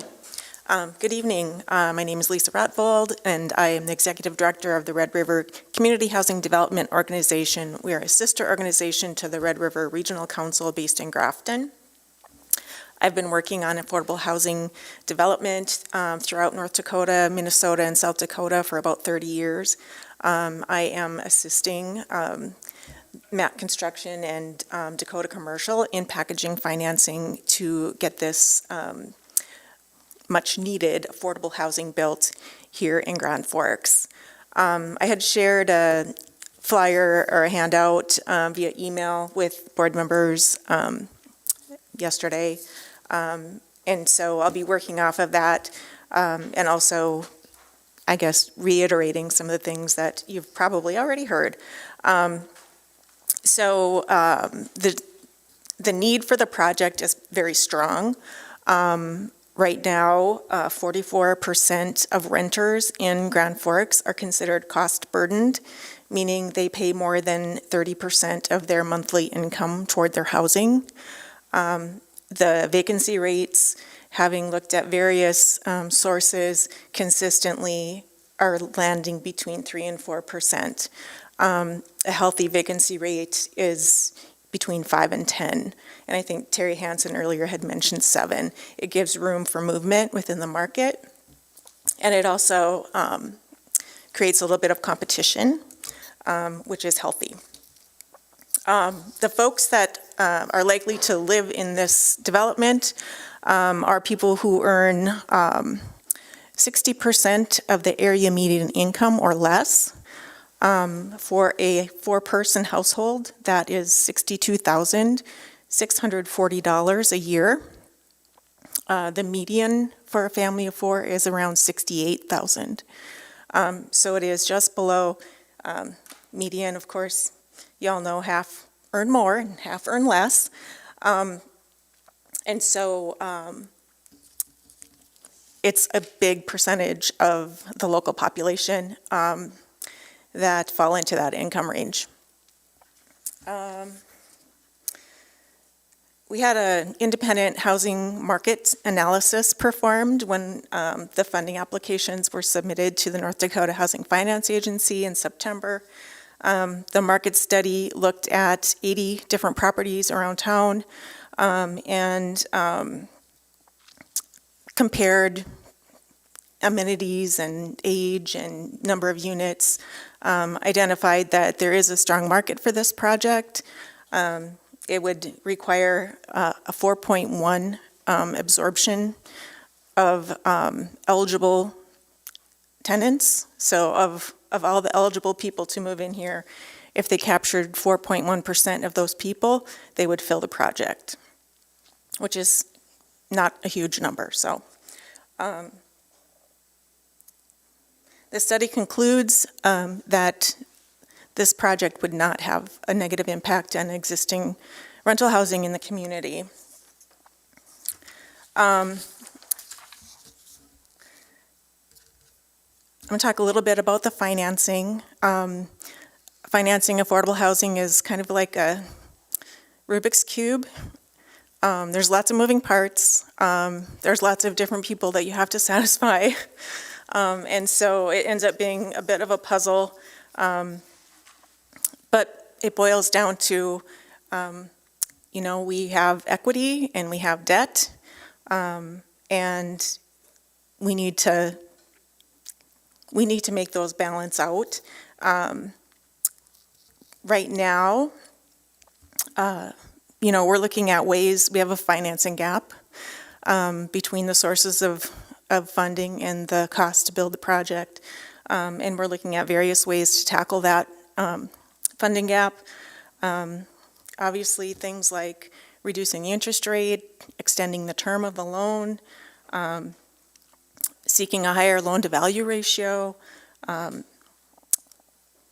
lowering operating expenses are all things that can help us afford more loan. And that is really where the pilot comes in. If we can reduce operating costs by managing that pilot amount and having it be a known number that's consistent over a period of time, we can maximize the loan that we can borrow from a local bank in order to get the project financed. Touch on just a couple last things. The rents are set by, so the tax credit program is a program of the IRS. They get federal tax credits. Investors buy them. We take their investment and invest it into this housing. The rents are controlled. They're adjusted annually. They typically go up about 1% per year. Our market study tells us that since 2010, the annual increase here in Grand Forks has been around 3.3%. So that increase would be a lot more manageable than some of the other properties in town. The operating expenses for a project like this are the same as they would be for any other rental housing project in town. They, still have to pay utilities, and they still have to do maintenance and lawn and snow removal and all those things. But the revenue side is a little bit more controlled and restricted. A couple other unique factors. We're in a kind of a high interest rate environment right now. When we are working with investors that buy low-income housing tax credits, they want us to lock in an interest rate for at least 15 years. And so while a lot of developers would, look to refinance and try and capitalize on a hopefully lower interest rate in 5 or 10 years, this project will have to lock in for 15 because they just want to know, they don't want surprises. And so that's another, in this particular case, it's not working in our favor, but that's just how those things come together. The project is really just good, basic rental housing. It's, there's not a lot of amenities. It's really what is needed by people who are, workforce, entry-level workforce is really kind of who we're targeting with these apartments. So nothing fancy, just a good quality, safe, modern rental housing with hopefully affordable rents for a lot of folks. And hopefully keeping some young people here in the community rather than losing them to somewhere else where they, find they can afford the housing. Other couple things, so that the project will be financed in part by the tax credit equity and in part by the Housing Incentive Fund, which is the North Dakota program. Housing Incentive Fund does go in as a deferred loan, but as mentioned, if the revenue debt service coverage ratio exceeds 1.3, then there will be a prorated payback. So they really control how much the owners and operators can make on these deals.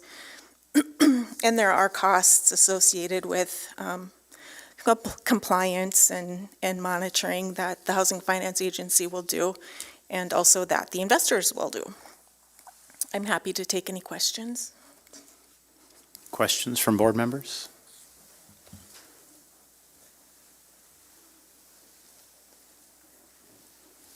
Not at this time. Thank you.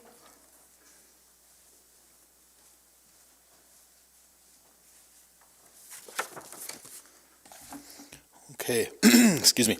Good evening, Board, Chair Berger. My name's Curtis Regan. I'm a developer at Dakota Commercial, along with Lisa and Mark Kuhn with Matt Construction. I've been the developer on this Brookstone project. I just want to go over a couple things. Lisa did a really good job covering some of the basics of a tax credit project like this and what goes into that. And we've got Mark Schill in the back as well, who can speak a little more to some of the needs that we have or some of the market conditions if you guys have questions regarding that. But a couple of things I'm going to cover are some of the direct benefits to the school district, as well as how we landed on the ask that we have in front of you tonight.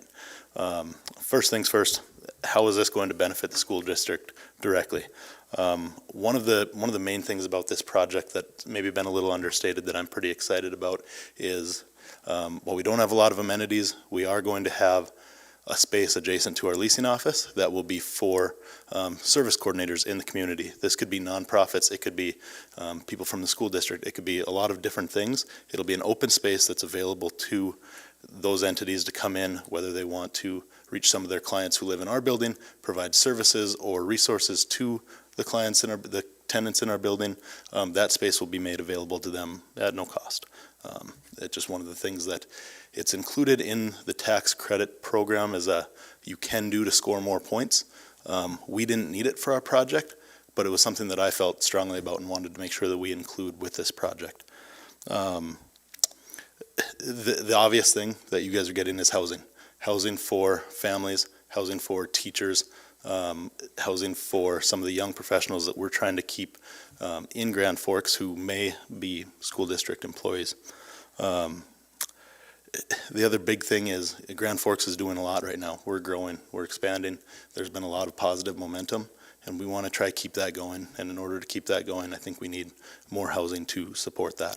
And the last thing is, from the property tax side, you will see, I think you brought up the number, Brandon, what that number is that you'll see right away. I mean, on that lot that's sitting there right now, it's a pretty minimal amount that you're making, maybe $2,000 a year if I had to guess. And I think that jumps up to 16 or 20 with this project as is in year one, with the pilot. So now I want to get into how we got to what we're asking for. We're asking for 20 years, 90% pilot, with the caveat, like Mr. Bombach mentioned, being if this ever goes to non-affordable units or we go to market rate, that pilot will drop off and we will start paying full property tax at that point. So how we got to 90%, before we put our pilot ask together, before we went to the city, before we came in front of you guys and the county, what we did, we went after every funding source we could. We got the tax credits. We went to North Dakota Housing Finance Agency, got the HIF funds, went to BND. We're pretty confident we're going to max out the benefits we can get from them for the FlexPace program. And what that left us with was still a funding gap that's there. That gap is how we landed on 90%. It's what we needed to get to that 1.15 debt coverage ratio that our lenders are going to require that allow us to pull the trigger on this project. The only other thing we did was we have a pretty good structure on the land sale with the landowner. We worked with him to try and get even just a little bit better so we can get that down a little bit more. I don't know if you guys saw in the news last week, Fargo announced a 260 unit project. It's actually the exact same type of project as this. They're utilizing 4% tax credits and HIF funds from the state of North Dakota. It's a developer from, I believe it was Indiana. Looking at that and the cost, they were requesting a 100% 20-year pilot. We'll see where that lands in Fargo. But what they had, they were at $345,000 a unit, all in costs to get that built. We're just under $300,000. So we're about 18% cheaper. A lot of that comes from decreasing our fees, decreasing the GC fees, decreasing our developer fees to the extent that was allowed by the tax credit investors. Essentially, we cut out as much as we could to get this project to go. We can't cut any more on our end. The tax credit investors put a stop as to where we could cut anymore.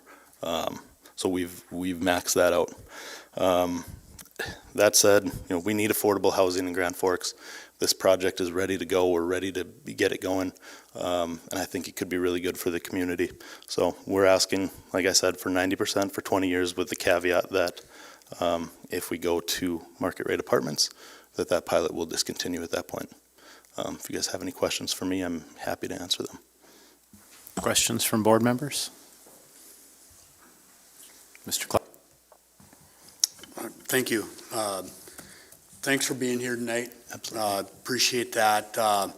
Much of what you said matches what we heard at local government advisory committee, so it's always good to see things stay consistent from meeting to meeting, so appreciate that. couple just status questions. What is the status of, and I'm going to use the acronyms without even pretending to know what they mean. HIF and your LIHTC, what's the status of those submittals? So LIHTC, those are the federal tax credits. We've been awarded those tax credits. The HIF funds from the state, we are very confident we're going to get them. We're in a negotiation with them right now. One other thing that's important for you guys to know, it's 160 units. We may phase this into 2 80-unit projects. That's the negotiation we're having with North Dakota Housing and Finance right now. Doesn't change the numbers at all, but it will. It'll obviously change that and make it a couple of years, 3-year project instead of 2-year. And this probably isn't a question you can answer, but would phasing affect the property tax projected revenue? Slightly. I don't know those numbers off the top of my head. It would. That's a good question. Brandon, do you happen to know how that might work? Yeah, President Berger, President Shepherd, members of the board, I would say yes, it would. I mean, those tax incentives only come on at the completion of the project. The status of the construction is assessed each year if it's longer than that year. So I would just assume, based off that information, if this second portion of the project came on a year later, it might just delay that initial startup for another year. Thanks. May I continue, or if others need the floor? All right, thank you. There's a statement somewhere in your packet about net income being like over $1 million. Define what that means, because that seems like a pretty good net income. Sure. If that already includes debt coverage, property management expenses, all that. That would be the net operating income. So that's before debt coverage. Yep. Thank you, because I think that's an important consideration Yes. here. Mm-hmm. We keep hearing about, this will be, even with the incentive, it'll be more money than the tax collecting entities currently collect. But I struggle to find clarity on what the status quo is in these applications. Do you know, I heard $2,000, but somewhere in here I saw over 5 years, the net is like $823. Can you provide some clarity on that? I'm not sure where the $823 came from. You're talking regarding the property tax revenue. There's a statement about net benefit over 5 years. Sure. That was, Brandon, you had that number, I believe. Yeah, President Berger, President Shepherd, members of the board. Where I'm getting that is some of the analysis here at the end of the packet. It's been provided by the city, and the city finance director put this together and did the analysis. I would draw your attention to the last of the sheets that has a little bit of yellow highlighting. And this is where it breaks down just how this works. And in the very first row, you'll see that the land value is there. And that land value will always be taxed. These incentives never go to work on the land. So I'd consider that your baseline. And here it articulates that your school district receives a minimal amount there. And then after completion of the project is where that jumps up. And it shows that land valuation increases greatly, the improvement of the project increases greatly, and then comes to a school share of the tax with the application of the pilot of $23,369,000 a year. Does that articulate the? That would be revenue. But that would be revenue after the improvement. Correct. That would be revenue after the improvement and after the application of the pilot. Correct. What I'm curious about is what is it collecting now today? Oh. And if that were the status quo in the future, what is that value? The way I read exactly this here is the true and full of the property is $10,000 and they assess against that. And so that's where that portion of the school district is $62 a year. That's what I wanted to just make sure we all understood. Thank you. I think that gets through it. Thank you. Thank you. Other questions from board members? Ms. Flynn?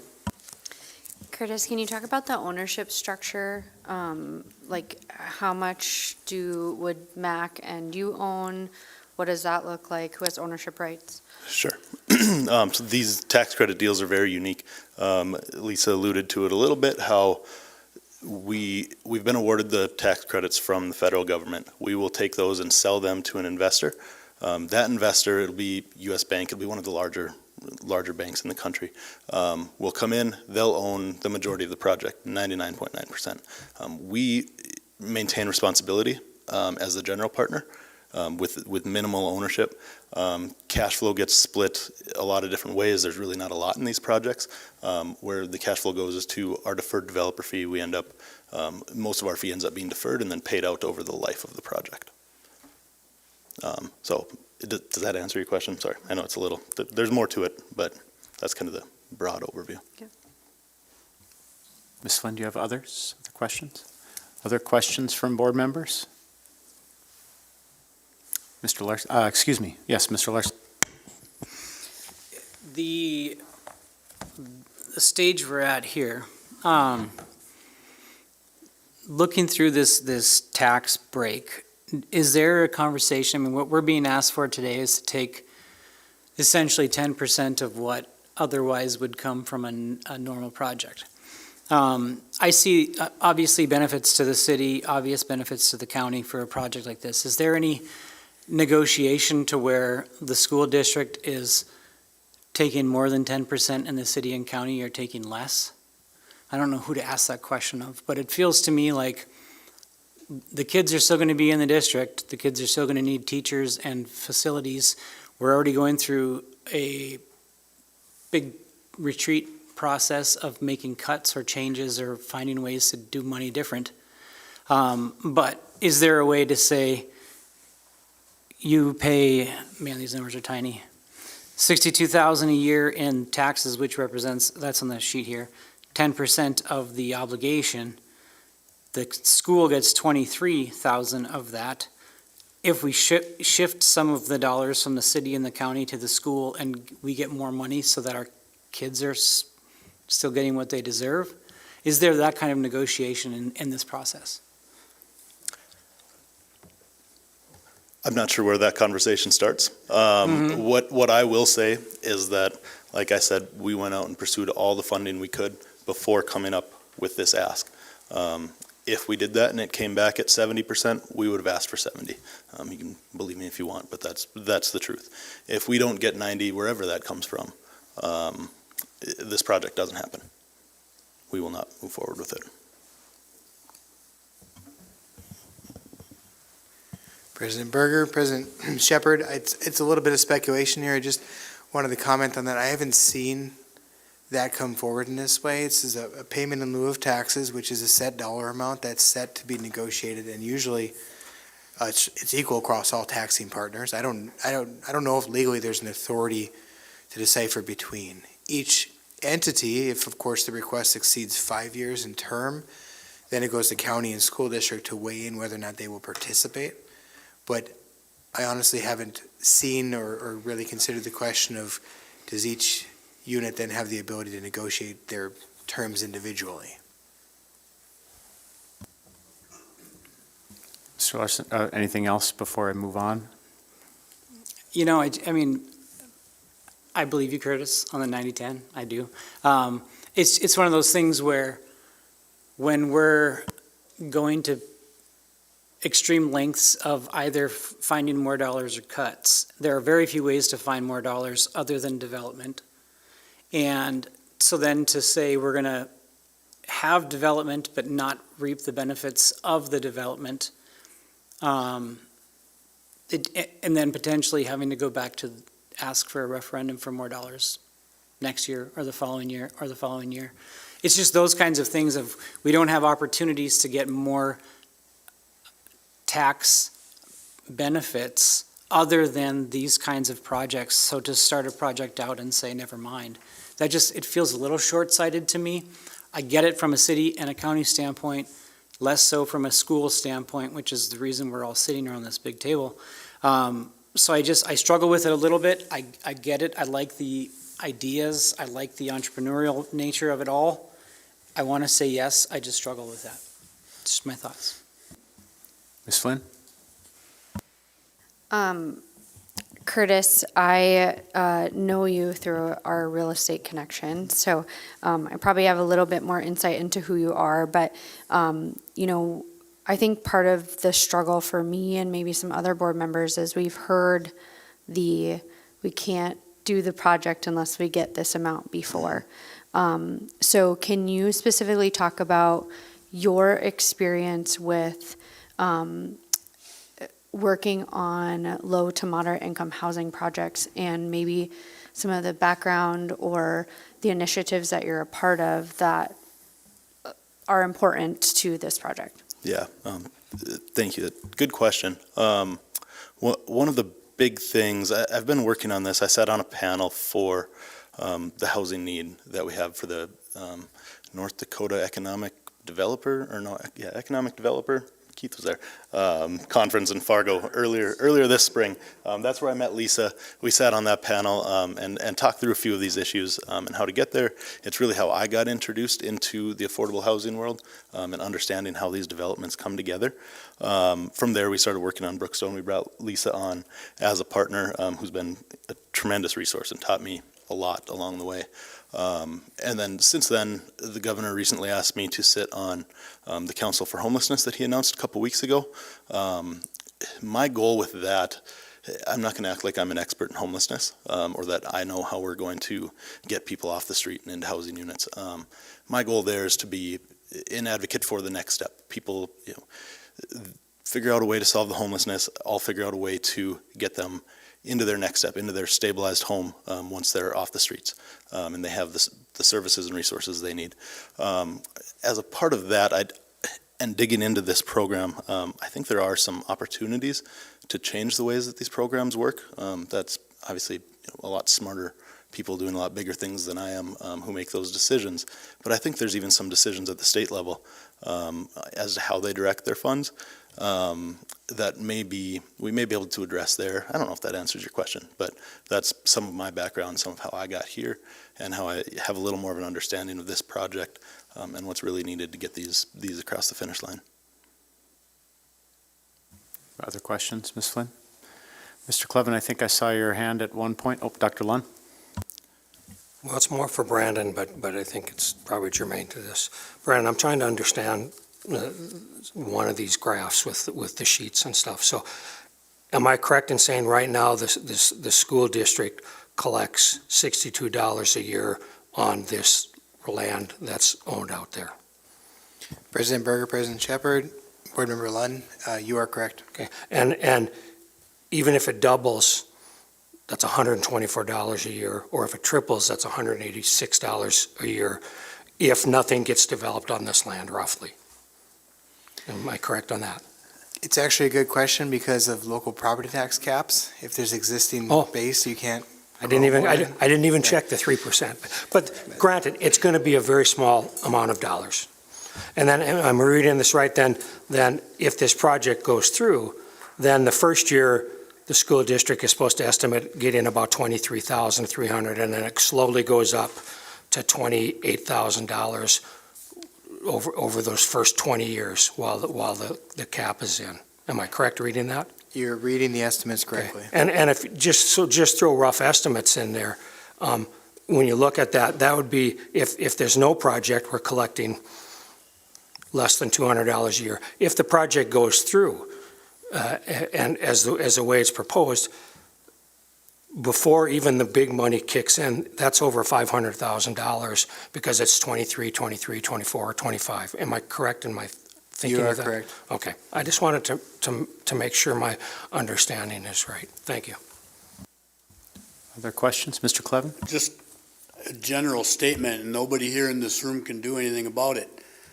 I would love to own land for speculation and pay $62 a year on property tax. Our share. Something's flawed in the tax code. That's a Jay Clevin observation. But in all seriousness,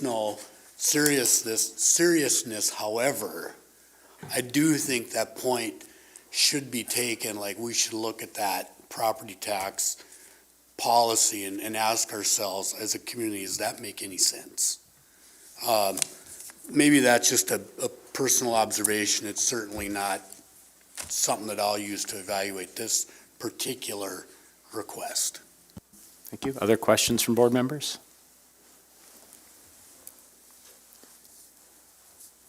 I have a couple of thoughts and a couple of reminders, and then we'll see what action the board wishes to take. I'm not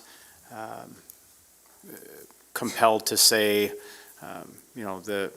over the past X number of years, we've done this number of projects, it's this amount of money.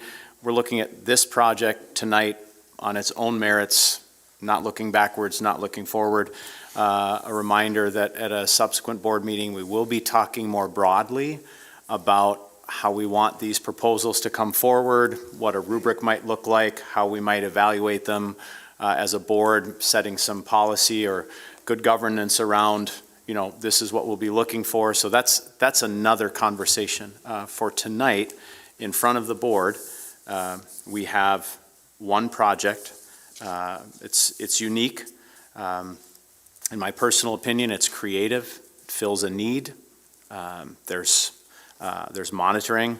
The profit is controlled. There are guardrails. I'm not evaluating this against any other project that we might be seeing. And I would invite the board to do the same, remembering that we're going to be looking again in December at how we want this process to unfold moving forward. And so what we have in front of us as a recommendation for action as we consider this pilot request. Not having any idea what the board's appetite is for this, I would seek a motion to either accept or reject the pilot request for a 90% property tax exemption. And before we hear a motion from a board member, Mr. Baumbach. President Berger, sorry to interrupt. Mayor Bachensky is here in the audience, and I think maybe he had a comment towards that last question there. If you'll entertain a comment from Mayor Bachensky. Oh, come on. Well, I think I could speak to, if you don't mind, Chairman Berger, Chairwoman Shepherd, and all the base. Colonel Whitmore, also nice to see you. I know all the people here from the base school district, thank you for sitting through this. Really appreciate that. I did want to make a few comments. Mr. Clevin, welcome to how the state values ag land. So we have to deal with that. That's $62. Obviously, we're a very rural state, and we like our farming and our ranching. That's why it's $62. I wouldn't expect that to change anytime soon. Mr. Palmestino, I did want to touch on a point that you had earlier, and I know you're going to speak about this. I don't want a project that has so many positives like this to have a misstep on process. So I think we need to change how we do the process when it comes to incentives. I think the LGAC and the process we're doing just really isn't working. I'd like to get all of our boards, seeing the school board from the base here and your school board in a joint meeting. I'd like to have joint meetings going forward where the city, the county, and the school board get together. We find out about a project first, we can ask questions, and then a month or 2 months later, we can get those answers, come back together, then everyone's together. I just think it'd be a much better way to build partnerships. And then people, if they are opposing it or for it, they only have to go to one meeting rather than 3 or 4, and they can spend time running their businesses. I think it's just a benefit for everyone. So I would like you guys to consider that going forward. And one more comment to Mr. Larson. I think he makes a great point. I think it's one that really needs to be well thought out. For the county and city, the math equation is a lot less. We've got fixed costs. If we bring in, a project, we don't have any more expense. So it's all new revenue. It's a more complicated equation for the school district. You have the per pupil income to think about, but that can certainly get eaten up if you have more costs for educating the kids. So in a perfect world, these types of projects would come where a school has some capacity, the room size or the class sizes are small. So maybe you had a little capacity there, then your expenses aren't as high and it's largely all revenue. That's not always, the perfect situation isn't always going to happen. We know how hard it is to get things to come to town at times. So I think having growth and having housing can lead to more development and more projects that are going to pay more property tax, which can help out the school board. But broader picture, I'm here because I'm really excited about the community. I'm really excited the direction we're going. Seeing the CTE Center, the CIA Center, you guys took a risk on that. You absolutely knocked it out of the park. Valley is going to be opening up soon. You drive down UND, their enrollment's only going to grow. We're growing manufacturing on the ag side. The base is growing. We're seeing our senators are working hard for a new mission. You got SDA, you've got high frequency communications, you've got the CBP. There's a lot going on at the base. There's a lot going on at Grand Sky. We're only going to see more people coming to Grand Forks, and we can't have 2 years like we've just had where there's been 0 permits. I take it we did just have a permit come in for 32. That's going to help, but we trend the previous last 10 years, we have about 145 permits a year. The previous 10 to that, we had 300 permits a year. So having 0 for 2 years is scary, not just for today, but knowing the growth that's going to come. These things take 1.5 years or 2 years to build. I don't blame anyone. If you are currently own units in town, you have a great opportunity to squeeze people and force them to stay because they got nowhere else to go, and you can jack the rents up. I certainly get that. I don't think that's the kind of community that we're going to be able to grow with what we've got coming. So those are my few points, and just appreciate the time tonight, and we'll sit back and get to see the debate. So thank you very much. And if you do have any further questions, certainly you can ask them now, or I can get back up here. But thank you for your time. Thank you. Yes, Mr. Clevin?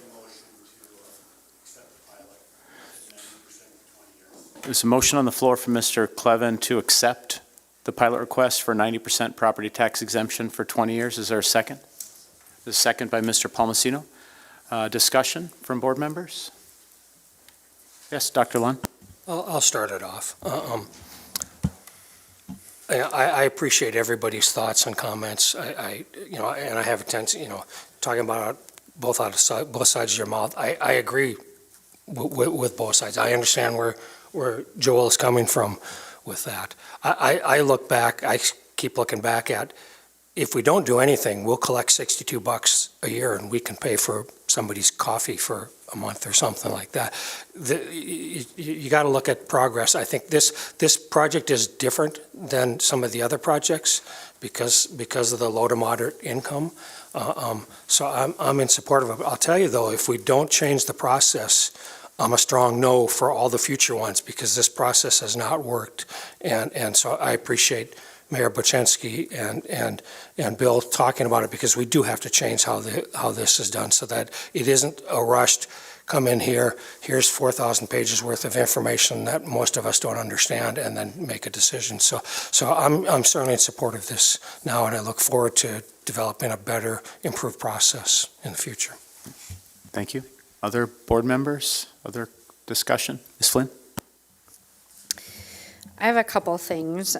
So one of the things that we talked about at the Finance Committee was we sort of tossed around as a way to maybe develop our own process was sort of a rubric, and we didn't really identify, there was no final decisions, but I've kind of created my own litmus test or rubric that I run these through because I don't think that all of these are just a blanket yes or no.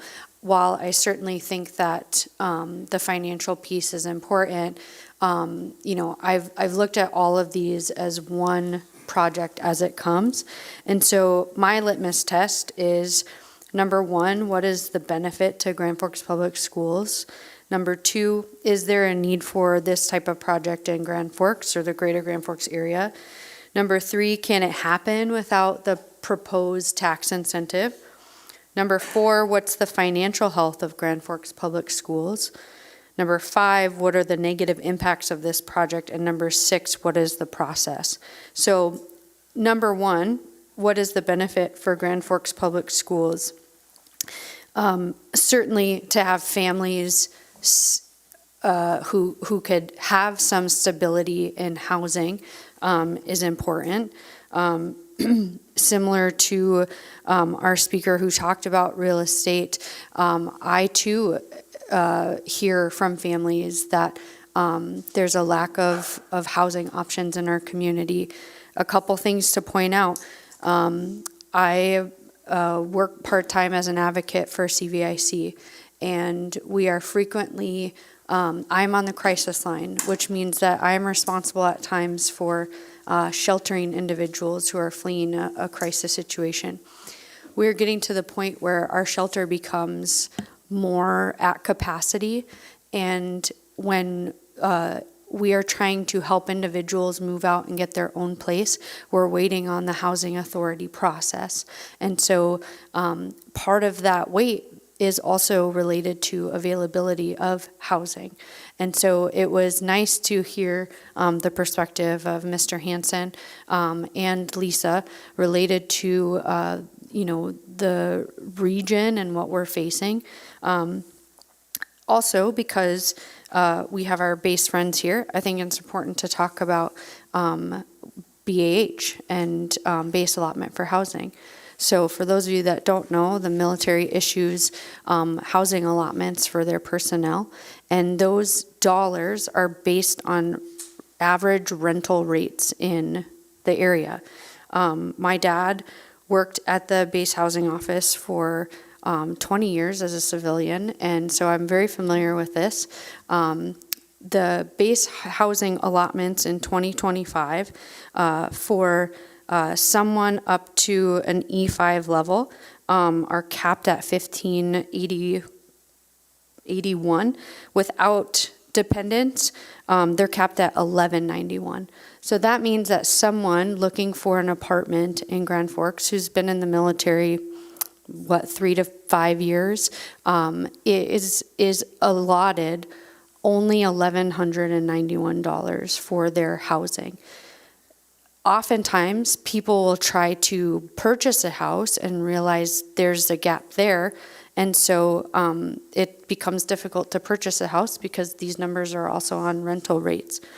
Those figures that I just listed off decreased 0.5% from last year, and the BAH rates in our town are ranked 50th in the nation. So our military friends who are trying to come here are really lacking in finding housing that fits the allotment that they're given. Number 2, is there a need in Grand Forks? I believe anecdotally, yes, there is. I think from the study and what we've heard, there is. But I also found that the concept that Curtis had mentioned with this, what I'm going to term as a resource center on site, is unlike anything other than what I've heard before. I think having a site, and because he's said it publicly, I'm going to hold him to it when the project gets built, but having a site where individuals can come and meet within the housing area where there's not travel required, anything like that. I think my friend Miss Berg in the audience, who's a city councilwoman and is a social worker by trade, could speak to the benefits of having something like that. Can it happen without the TIF? Curtis said no. I think that's another thing as I get to the process piece that this board has struggled with. And I personally have lost trust in that specific piece of the process. I think, one of the questions I asked on the previous one with Northridge was to Baker Tilly. It's not that I don't distrust their assessment, I distrust the process of what the inputs are that they receive. Because any person can input their way to make something look good in their favor, in my opinion. And so when I look at this project from a real estate perspective, does it feel a little bit like, yes, maybe there's some stacking of tax resources, but it's complicated. The school district has talked about some tax incentive things before, and that has been complicated in how we sell things and how people invest things. Number 4, the financial health of Grand Forks Public Schools. This is no secret. I think this is a big piece for me in deciding why it's not easy to just blanketly approve all of these. It causes pause for me. Eric Lunn says quite often, Dr. Lunn, that if we don't do it, then we're going to get nothing. I disagree with him somewhat on that. Because I'm certainly willing to call the bluff on some of the projects. I've shared my concerns privately with Mr. Mayor about, sometimes when it does get to us, it feels like the decision's already been made without any sort of negotiation. The last one we just didn't move forward. It went back and it got redone and somehow the numbers worked. I will vouch, though, for Curtis in this project, and I know Mark as well. I think they're really great people, and their experience and the initiatives that they're trying to build in Grand Forks are more about the community rather than feeding their own pockets. Negative impacts. Certainly we've talked about potential negative impacts could be overloading Discovery. It's in the Discovery School District. We can't predict how many families are in there. I do feel confident, however, that by 2028, 2029, when these buildings come online, that as part of our process, we could figure out the boundaries, as we've already started that process. And lastly, number 6, the process. I appreciate the mayor bringing a solution rather than continuing to, kind of, not by his doing, but we kind of have just, it's kind of felt like these TIFs become like a horse and pony show, right? Like they just go to the different tax incentives, and then we're in a financial crisis. It's like, well, in the past, the developers, some of them have not come to our meetings. In the past, we felt like we had to rubber stamp the project because there was no time to decide yes or no. In the past, we haven't really had a process for the LEGAC members to come back and share their feedback. In the past, we haven't really got a lot of information. The fact that we've had multiple people reach out to educate board members if they were willing to listen, the fact that Curtis is here, Mark, Lisa are here, to me speaks volumes that they were willing to show up and answer questions and speak to their project and expertise.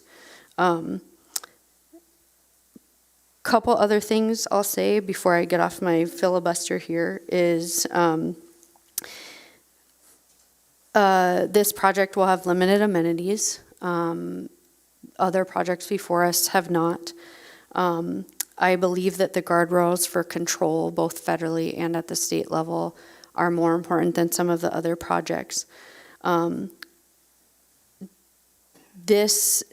I've also heard from people that if we approve these, then the public is basically picking up the check, that the taxpayers are the ones subsidizing the tax incentive. I disagree with that. It's my opinion that part of the reason why property taxes are higher in our town is because we lack commercial developments for more property taxes to subsidize the backs of residential property tax. You think of it like Fargo, right? Fargo has a large commercial tax base. And maybe 20 years ago, if we had some more commercial developments, we would have reaped the benefits of today. Daycare costs are going up, which obviously impacts housing costs as well. I was a pretty hard no when this project came across our way because I didn't understand it. I was frustrated about the process, and I was uncertain that there were some truths that weren't tweaked. I feel like I've done enough research and I've had conversations as well as listened to the information and read the tax incentive that I'm comfortable with supporting this project. Again, with that litmus test, with the mayor saying that we're going to do better in the process. A yes vote for me doesn't mean that it's a blanket yes for all TIFs. Like I said, each one of these comes to me as a single project. But I do believe that this one is the closest to being how it should be done the right way. I think, again, to Jay's comment and to the mayor comment about the state, part of the problem that I think the public struggles with is when someone buys a piece of land in 2011 for $8 million and assumes the balance of specials and they pay $62 in taxes, that's a problem. And I don't know what we can do to fix that. I've never seen crops on that land. It's always been dirt in the city limits. And I think maybe that's something we can advocate for. Regardless, I think this project is well done. I trust that it won't happen without the tax incentives, and I'm happy to support it. Thank you. Other board members? Mr. Palmasino? Yeah, I won't be quite as long, but I support this because it is low and moderate housing, and I think we see that every report we get from schools, and we have 50% of our kids in Grand Forks living and receiving free and reduced lunches, that there is a problem in this community of poverty. So I think adding more low and moderate housing to the collection that's there is a good move by us. That's why I would support it. Thank you. Other board members? Yes, Dr. Lund? Just one quick question for Brandon and or whoever knows. And I don't think this should factor in how we decide. I'll support it no matter what. But if we support this, we have two entities supporting it and one not supporting it. Where do we go after that? Yeah, President Berger, President Shepherd, it's the understanding of the law that it could be exactly just those two parts. Just those two taxing entities could participate in a tax exemption. There was also, I don't recall if the county said that they were open to renegotiating or negotiating and having that conversation again. So there could be, I assume, a reapproach to that, because it sounded like the project needs all participants to really go forward. Other board members? Yes, Mr. Larson? I'm interested in the opinion of our business manager as to whether this makes sense for us to do it or not.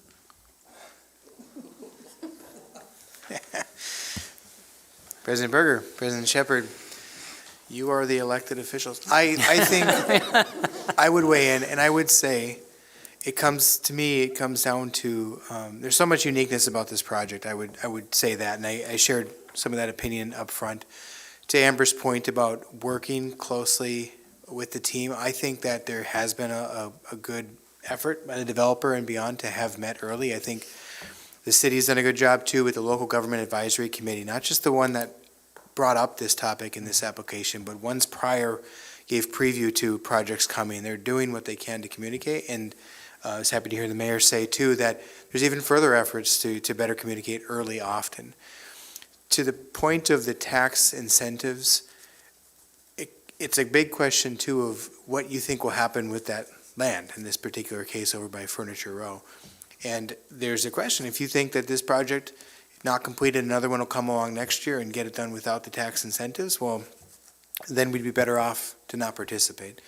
But I think by looking at the track record in this particular case, I wouldn't bet my money that a different development comes along.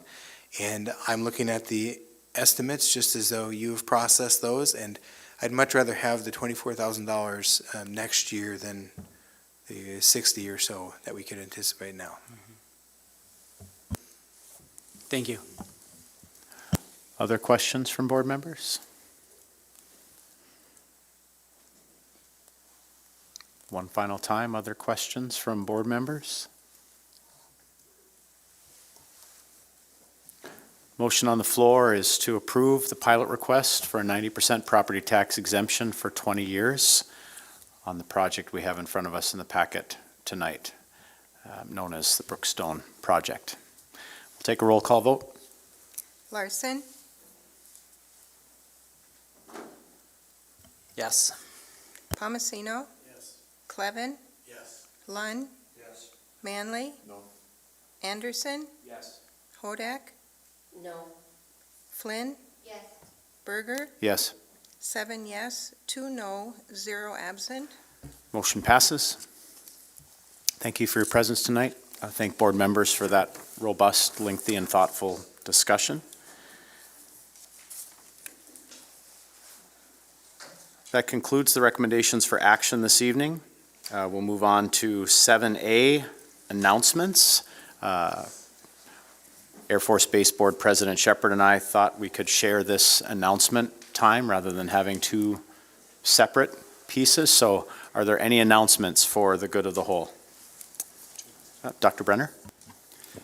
Board Member Palmasino asked at a previous board meeting about getting an update on the new Valley Middle School move and when that would happen.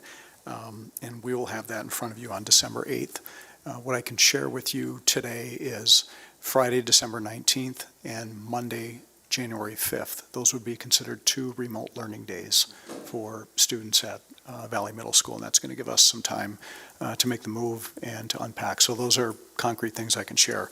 But as far as open house, decommissioning Valley, those details are forthcoming. So that'll be coming up on our December 8th meeting. And other than that, I've been in weather meetings since 4 o'clock this afternoon. And I'm sure my son's cell phone is just blowing up, wondering what Dad's going to do. And it looks like it will be business as usual tomorrow. We're going to have another phone call tomorrow morning at 6 a.m., which includes the Grand Forks Air Force Base, UND, and community partners. Thank you. Other announcements? We thought we'd also share 7B, board requests for future consideration from any board members of either board. Dr. Lund? I'm not sure they believed when you commented about that we would be willing to help with the move, but I think some of us are very serious that we would be willing to help with the move if need so. So I just want to make sure that you're aware of that, Dr. Brennan. Thank you. Are there other board requests for future consideration?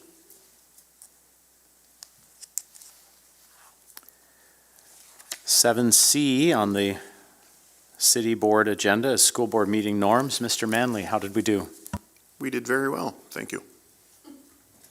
And these actions we have to take separately. So President Shepard? We will go ahead and adjourn at 8:11 for the base board. City board is adjourned.